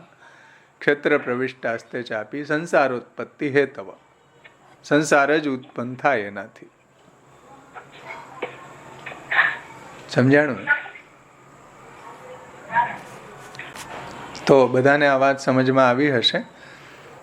શ્યામબાવાશ્રીએ એને એક બહુ સુંદર એક્ઝામ્પલથી સમજાવ્યું છે કે પુષ્ટિ વિધાનમનું કોઈ પ્રવચન સાંભળ્યું હોય અથવા પુષ્ટિ વિધાનમ ઉપરથી એક પુસ્તક જે સ્વયં શિક્ષક પ્રગટ થયું છે એમાંથી પણ જોઈ શકો છો. એમાં આપશ્રીએ એક બહુ સુંદર દૃષ્ટાંત આ બે વાતને સમજવા માટે આપ્યું છે કે કુલ્યા પૌરાણિકા પ્રોક્તા અને ક્ષેત્ર પ્રવિષ્ટ, આ બેનો ભેદ કેમ સમજવો. જુઓ, બહુ સૂક્ષ્મ ભેદ છે, ખૂબ નાજુક ભેદ છે. હવે એને આપશ્રીના શબ્દોમાં જ હું અહીંયા વાંચું છું, તમે એને આ ભેદને સમજો. ખૂબ જ નાજુક ડેલિકેટ વાત છે કે પરંપરાથી તમે જો પૌરાણિક કથા કહી રહ્યા છો તો તમારો ભાવ નિંદ્ય નથી. પરંપરાથી જો તમે કથા કહેતા હોય તો તમારો ભાવ નિંદ્ય ભાવ નથી. જેમ સૂત પુરાણી કહેતા હતા, તો એ ભાવ નિંદ્ય નથી. પરંતુ તમે પોતાના ઘરનો નિર્વાહ કરવા માટે જ પુરાણોની કથા કરી રહ્યા છો, તેનો મતલબ એ છે કે તમે ક્ષેત્ર પ્રવિષ્ટ થઈ ગયા. જો ભાવ ભેદથી જ આ વાતને અહીંયા સમજાવી છે એક જ પૌરાણિકો, પણ એક પૌરાણિકો પોતાની ઓન ડ્યુટી માનીને કથા કહે છે અને એક પૌરાણિકો આજીવિકા માટે કથા કહે છે. કથા બે કહે છે, પણ ભાવ ભેદથી એમાં ફલભેદ થઈ જાય છે. તેનો મતલબ એ કે ક્ષેત્ર પ્રવિષ્ટ થઈ ગયા, ક્યારામાં પ્રવેશ થઈ ગયા, તો તમારી કથાને જે સાંભળશે, કારણ કે તમારી કથા જ્યારે તમારામાં જ સંસાર ઉત્પન્ન કરી રહી છે. જુઓ, તમારી કથા તમારામાં જ સંસાર ઉત્પન્ન કરે છે. તમે તમારા પેટીયું રડવા માટે, તમારા પત્ની પુત્ર વગેરેના ભરણ પોષણ માટે કે ગાડી લેવા માટે કે મકાન લેવા માટે કથા કહી રહ્યા છો, તો તમારામાં જ સંસાર ઉત્પન્ન કરી રહી હોય તો શ્રોતામાં કેવી રીતના ભક્તિ પ્રગટ કરી શકે ભાઈ? કથા કરવાવાળામાં આ કથાથી શું ઉત્પન્ન થઈ રહ્યું છે, ભક્તિ કે સંસાર? બોલો. તો આવી ધંધાકી કથાથી તો ચોક્કસ સંસાર જ ઉત્પન્ન થાય છે. તમને એવું માનતા નહીં કે તમને ભક્તિ થશે. અત્યારના જેટલા બી ભાગવત કથાકારો છે ને, યુટ્યુબ ઉપર જે પ્રવચન કરે છે, કથા વાંચે છે, એ બધા ક્ષેત્ર પ્રવિષ્ટ છે. ટોટલી ક્ષેત્ર પ્રવિષ્ટાસ્તે ચાપી સંસારોત્પત્તિ હેતવ. આપણા પુષ્ટિ સંપ્રદાયના એંગલથી, બીજા માર્ગની આપણે વાત નથી કરતા ભાઈ. હમણાં 15 દિવસ પહેલા જ એક વ્યક્તિએ મને ખૂબ સરસ વાત કહી. એનું કામ ગોર મહારાજનું છે અને એનો દીકરો જે એણે આધુનિક અભ્યાસ, જે મોડર્ન એજ્યુકેશન પ્રાપ્ત કરીને, ઘણું બધું ભણેલા, મોડર્ન એજ્યુકેશન પ્રાપ્ત કરેલો એનો દીકરો એ અભ્યાસ પૂરો કરીને પોતાના પિતાને મદદ કરે છે કર્મકાંડમાં. કોઈ બી જગ્યાએ કર્મકાંડમાં જવું હોય તો એનો દીકરો પણ એના આસિસ્ટન્ટ તરીકે ત્યાં જાય. હું જ્યારે પણ એ પિતા પુત્રને જોડીને જોઉં તો મને ખૂબ જ ગમે કે જુઓ, આટલો મોડર્ન એજ્યુકેશન પ્રાપ્ત કરેલો પુત્ર પિતાને કર્મકાંડમાં હેલ્પ કરે છે. તો આપશ્રી એમ કે મને ખૂબ પ્રસન્નતા થાય કે આટલો આધુનિક અભ્યાસ કરીને પણ પોતાના પિતાની સાથે ગોર મહારાજના કામમાં મદદ કરે છે. એક નવો ભણ્યો ગણ્યો છોકરો આ કામમાં છે, કેટલી સારી વાત છે. એટલું મોડર્ન એજ્યુકેશન પ્રાપ્ત કરીને કર્મકાંડ કરે, ધોતી બંડી પહેરીને, ધોતી ઉપરણો પહેરીને, તો આ કેટલું આનંદની વાત છે ને. એમ જુઓ, આ કુલ્યા છે. પરંતુ હમણાં હવે જો ક્ષેત્ર પ્રવિષ્ટની વાત સમજાવે છે. પરંતુ હમણાં તેણે મને એક ખૂબ જ મજેદાર વાત કહી કે હવે મારો દીકરો બરાબર ધંધામાં ગોઠવાઈ ગયો, ધંધો શીખી ગયો કર્મકાંડનો. મને ખૂબ જ દુઃખ થયું. સમજાય છે વાત? મોડર્ન એજ્યુકેશન પ્રાપ્ત કરેલો દીકરો કર્મકાંડ કરે છે ઓન ડ્યુટી માનીને, તો એ કુલ્યા છે. અને પિતા એમ કહી રહ્યા છે કે હવે મારો દીકરો ધંધો સારો શીખી ગયો, ક્ષેત્ર પ્રવિષ્ટ થઈ ગયા. સમજો, ક્ષેત્ર પ્રવિષ્ટ ને કુલ્યામાં કેટલું બારીક અંતર છે ભાઈ. તો મને ખૂબ દુઃખ થયું. આપશ્રી એમ કહે છે, આટલી વાર મેં એની પ્રશંસા કરી, ભાઈ આને ધંધો શું કામ કહો છો? આ કર્મકાંડ તમારો ધર્મ છે બ્રાહ્મણનો, યજન યાજન, દાન પ્રતિગ્રહ, ષટકર્માણી દિને દિને નિત્ય કરવું જોઈએ, એનો ધર્મ છે. ધંધો નથી.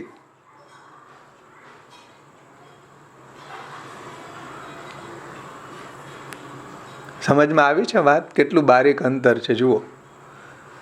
કે હમણાં એના પિતાએ મને કહ્યું કે મારો છોકરો ધંધો બહુ સારો શીખી ગયો છે. એટલે મને ખૂબ દુઃખ થયું. મને થયું કે શું કામ આટલી વાર મેં એની પ્રશંસા કરી? ભાઈ, આને ધંધો શું કામ કહો છો? વિચારો છો? જરીક વિચારવું હોય તો એને કર્તવ્યના રૂપે કેમ નથી વિચારતા? તમારું બ્રાહ્મણનો ધર્મ છે, કર્તવ્ય છે, આ ધંધો નથી. સમજમાં આવે છે ને આની બારીકાઈ, આની સૂક્ષ્મતા? જુઓ, બે વાત ધ્યાનથી સમજો. મારા મનમાં એના પ્રત્યે આજ સુધી ખૂબ જ આદરનો ભાવ હતો કે આટલો આધુનિક અભ્યાસ કરીને પણ એક બ્રાહ્મણનો છોકરો પોતાના પિતા સાથે પોતાના કર્તવ્ય માટે તૈયાર છે, પોતાની ઓન ડ્યુટીઓ, પોતાનો ધર્મ બજાવી રહ્યો છે. તે કોઈ નોકરી કરવા નથી જતો. કર્મકાંડ કોઈ નોકરી નથી, ધર્મ છે. કોઈ બીજો ધંધો કરવા નથી જતો. પોતાના કર્તવ્યમાં, બ્રાહ્મણો ઉચિત કર્તવ્યમાં હાજર છે, બ્રાહ્મણો ઉચિત ધર્મમાં હાજર છે. પરંતુ પિતા પોતાની વૃત્તિ ક્ષેત્ર પ્રવિષ્ટ છે. પિતાની વૃત્તિ કેવી છે જુઓ. પિતાની વૃત્તિ ક્ષેત્ર પ્રવિષ્ટ છે કે ધંધો સારો શીખી ગયો. ઓન ધર્મ માનીને, પોતાનું કર્તવ્ય માનીને જ્યારે યાજન કરી રહ્યો છે, યજ્ઞ કરાવી રહ્યો છે, કર્મકાંડ કરાવી રહ્યો છે, તો એ કુલ્યા છે ભાઈ, પ્રશંસનીય છે કે પોતાનો ધર્મ બજાવે છે. પણ જ્યારે એમ માને કે આ તો અમારો ધંધો છે, હવે અમારો છોકરો સારો ધંધો કર્મકાંડનો શીખી ગયો, ક્ષેત્ર પ્રવિષ્ટ થઈ ગયો, આટલો જ ડિફરન્સ છે. આટલો સૂક્ષ્મ ડિફરન્સ છે, પણ રિઝલ્ટ બહુ મોટું છે એનું. સમજમાં આવે છે? હું શું કહું, એ કર્મકાંડ કરે અને ધંધો કેમ કે? એટલે તો આ ક્ષેત્ર પ્રવિષ્ટ કીધા ને એને. આ ક્ષેત્ર પ્રવિષ્ટ થઈ ગયા ને, એટલે પુલ્યમાંથી ક્ષેત્ર પ્રવિષ્ટ તો સમજી. એટલે એ કર્મકાંડ કરીને એ લોકો પૈસા તો લેતા, તો બ્રાહ્મણનો ધર્મ નહીં એક એમ કે યજન કરે નહીં, આજીવિકા માટે કરી રહ્યા છે તો એ ક્ષેત્ર પ્રવિષ્ટ છે. પોતાનો ધર્મ માનીને કરો તો એ ઓન ડ્યુટી માનીને કરો. આજીવિકા કેવી રીતના ચાલે? અરે આજીવિકા એને દક્ષિણા તો આપશે ને. યજમાન કઈ એમને થોડો યજ્ઞ કરાવશે કે એમને થોડા લગ્ન કરાવશે? હા, તો પછી વૃત્તિ અર્થ થઈ ગયું ને એ બી. નહીં, એટલે એ તો રામાયણ ચાલે છે. આ કહ્યું નહીં કે આને સમજો, આ સૂક્ષ્મ ભેદને સમજો પેલા. એ માગીને નથી લેતો. અરે ભાઈ, એનો ધર્મ માને છે. કર્મકાંડ કરાવવું, કોઈના લગ્ન કરાવવા, યજ્ઞ કરાવવા એનો ધર્મ છે. એની દક્ષિણા જે છે એ તો એનું અવાંતર ફલ છે. એ કોઈ ધંધા માટે નથી કર્મ કરતો. એટલે તો મેં તમને આની પહેલા એક્ઝામ્પલ આપ્યું કે ભાઈ મારે અહીંયા બાજુમાં, મિત્રની બાજુમાં બ્રાહ્મણ રહે, એ ધંધો કરવા નથી જતો, એ લગ્ન કરાવવા જાય તો 3 કલાકની વિધિ પૂરી કરે. અને એના રૂલ્સ છે કે કોઈ જૂતા પહેરીને લગ્નમાં ન આવવા જોઈએ. નો મને દક્ષિણા આપે તો ઘેરે જાય. તો એ ધંધો છે એનો કે કર્મકાંડ ધર્મ કરવા જાય છે? સમજમાં આવે છે કે નહીં? થોડીક સેન્સ. હા, આ કાઠિયાવાડીની સિસ્ટમમાં ધંધો શીખી ગયો મતલબ કે હવે આ 2 વસ્તુ વધારાની કરવી પડશે, એનો આટલો ખર્ચો થશે, એમ ધંધો શીખી ગયો. જે શ્યામબાવા કે ને, નહીં, સાંભળો, શાંતિથી સાંભળો. હા, એ ધંધો શીખી ગયો પૂરેપૂરો. અરે એનો ધર્મ હતો. તમે આ બધા ખબર નહીં ફળદ્રુપ ભેજું છે બધાયનું કે શું છે? સાવ સામાન્ય વાત એ સમજમાં નથી આવતી. જય શ્રી કૃષ્ણ ભાવેશભાઈ. એટલે પેલાનો ભાવ તો બદલાઈ ગયો ને?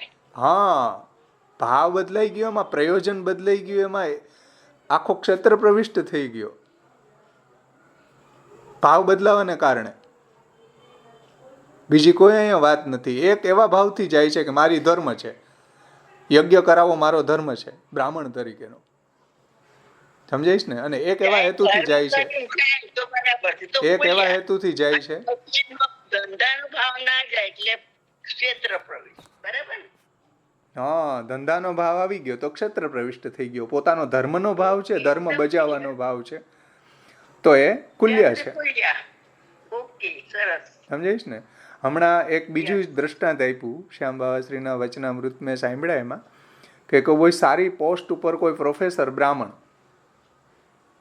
સારી પોસ્ટ, લાખ રૂપિયાનો પગાર, એને કોઈ ગરીબ ડોકરીએ એને એના પતિનું કોઈ શ્રાદ્ધ આદિ કરવા માટે એને બોલાવ્યા, કોઈ વિધિ માટે બોલાવ્યા. તો એ ત્યાં વિધિ કરવા ગયા, જે 1 લાખનો પગારદાર બ્રાહ્મણ, કે મારો ધર્મ છે ભાઈ, હું બ્રાહ્મણ છું, મારે પૌરોહિત્ય કરવું જોઈએ, મારે એની વિધિ કરાવવી જોઈએ, એની એને દક્ષિણા રૂપે 1 રૂપિયો આપ્યો.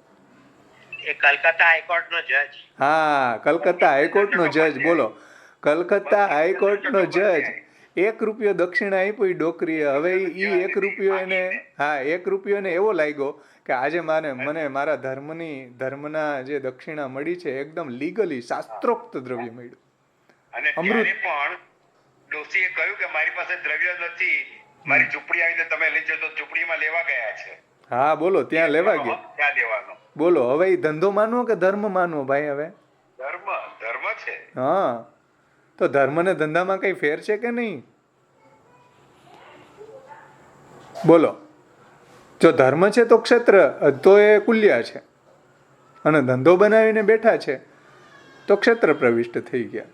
આટલો સૂક્ષ્મ ભેદ છે. એટલે તો અહીંયા શ્યામ બાવાશ્રી કહે છે કે મને ખૂબ દુઃખ થયું જ્યારે એના પિતાએ એમ કીધું કે મારો છોકરો ધંધો બહુ સારો શીખી ગયો. ધંધો થોડી છે આ કર્મકાંડ કરાવવું, ધર્મ છે બ્રાહ્મણોનો. જે આ હાઈકોર્ટનો જજ ધર્મ કર્યો છે, એને ધંધો નથી. એને કાંઈ એને લાખ રૂપિયાનો પગારદારને કાંઈ એની ઇન્કમની આવશ્યકતા હતી ભાઈ ડોકરીના શ્રાદ્ધ કરાવવાની? મારો ધર્મ છે, મારે કરવું જોઈએ. એ ભલે ને 1 રૂપિયો આપ્યો કે 50 પૈસા આપ્યા, બોલો, એને એનો ધર્મ બજાવ્યો. પૈસા માટે થોડા ગયા હતા એ વિધિ કરાવવા. સમજમાં આવ્યું ને? આટલું સૂક્ષ્મ રહસ્ય છે. મહાપ્રભુજી આ રહસ્ય સમજાવ્યું.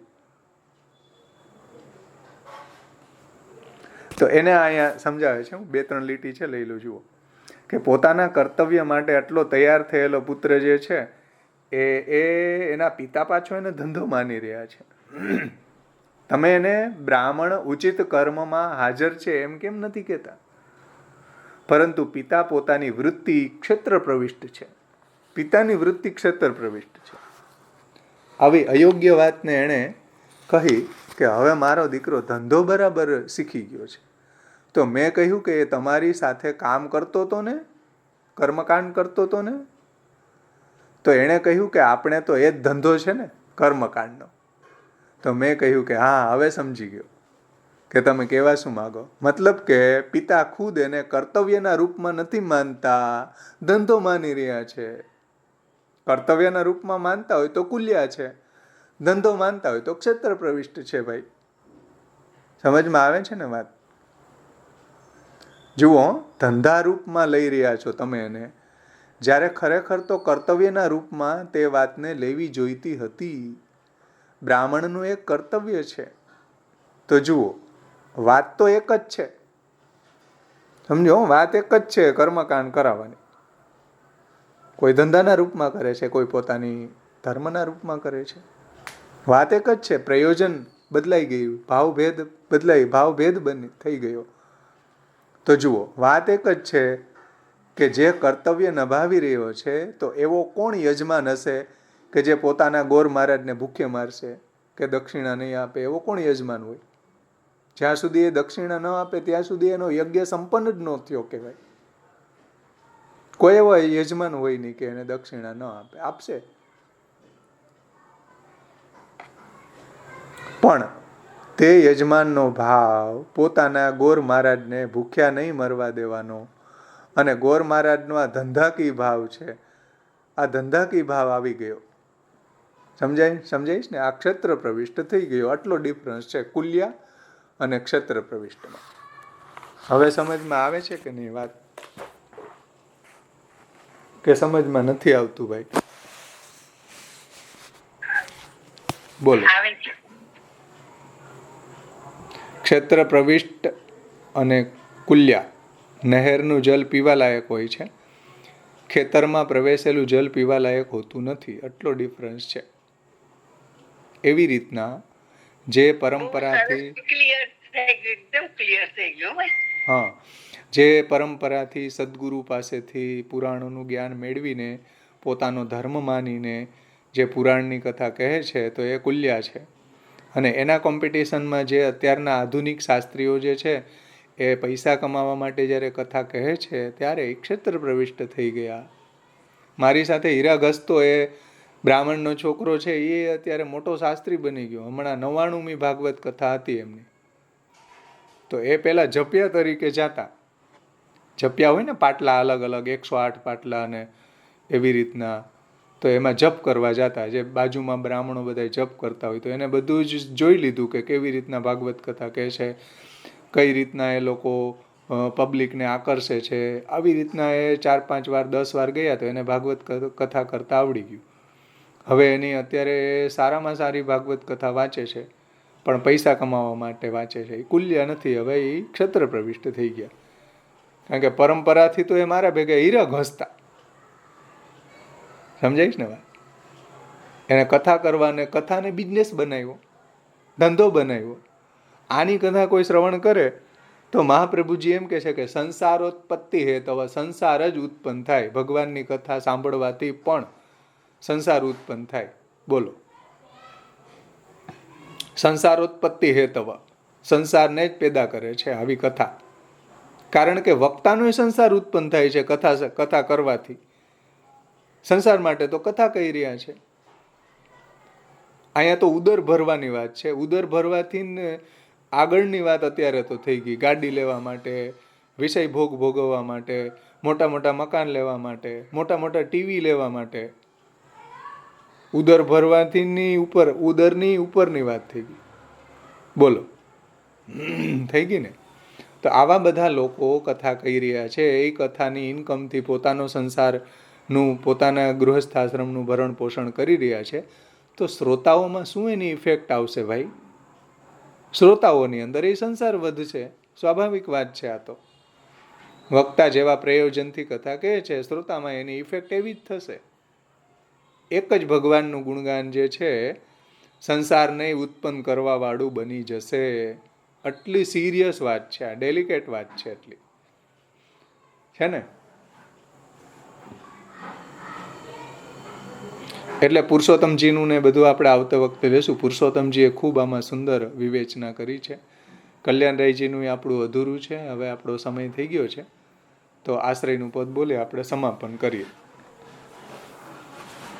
પણ આ બે ભેદ સમજમાં આવ્યા ને, એક જ કુલ્યા અને ક્ષેત્ર. સરસ, સુંદર. ધન્યવાદ.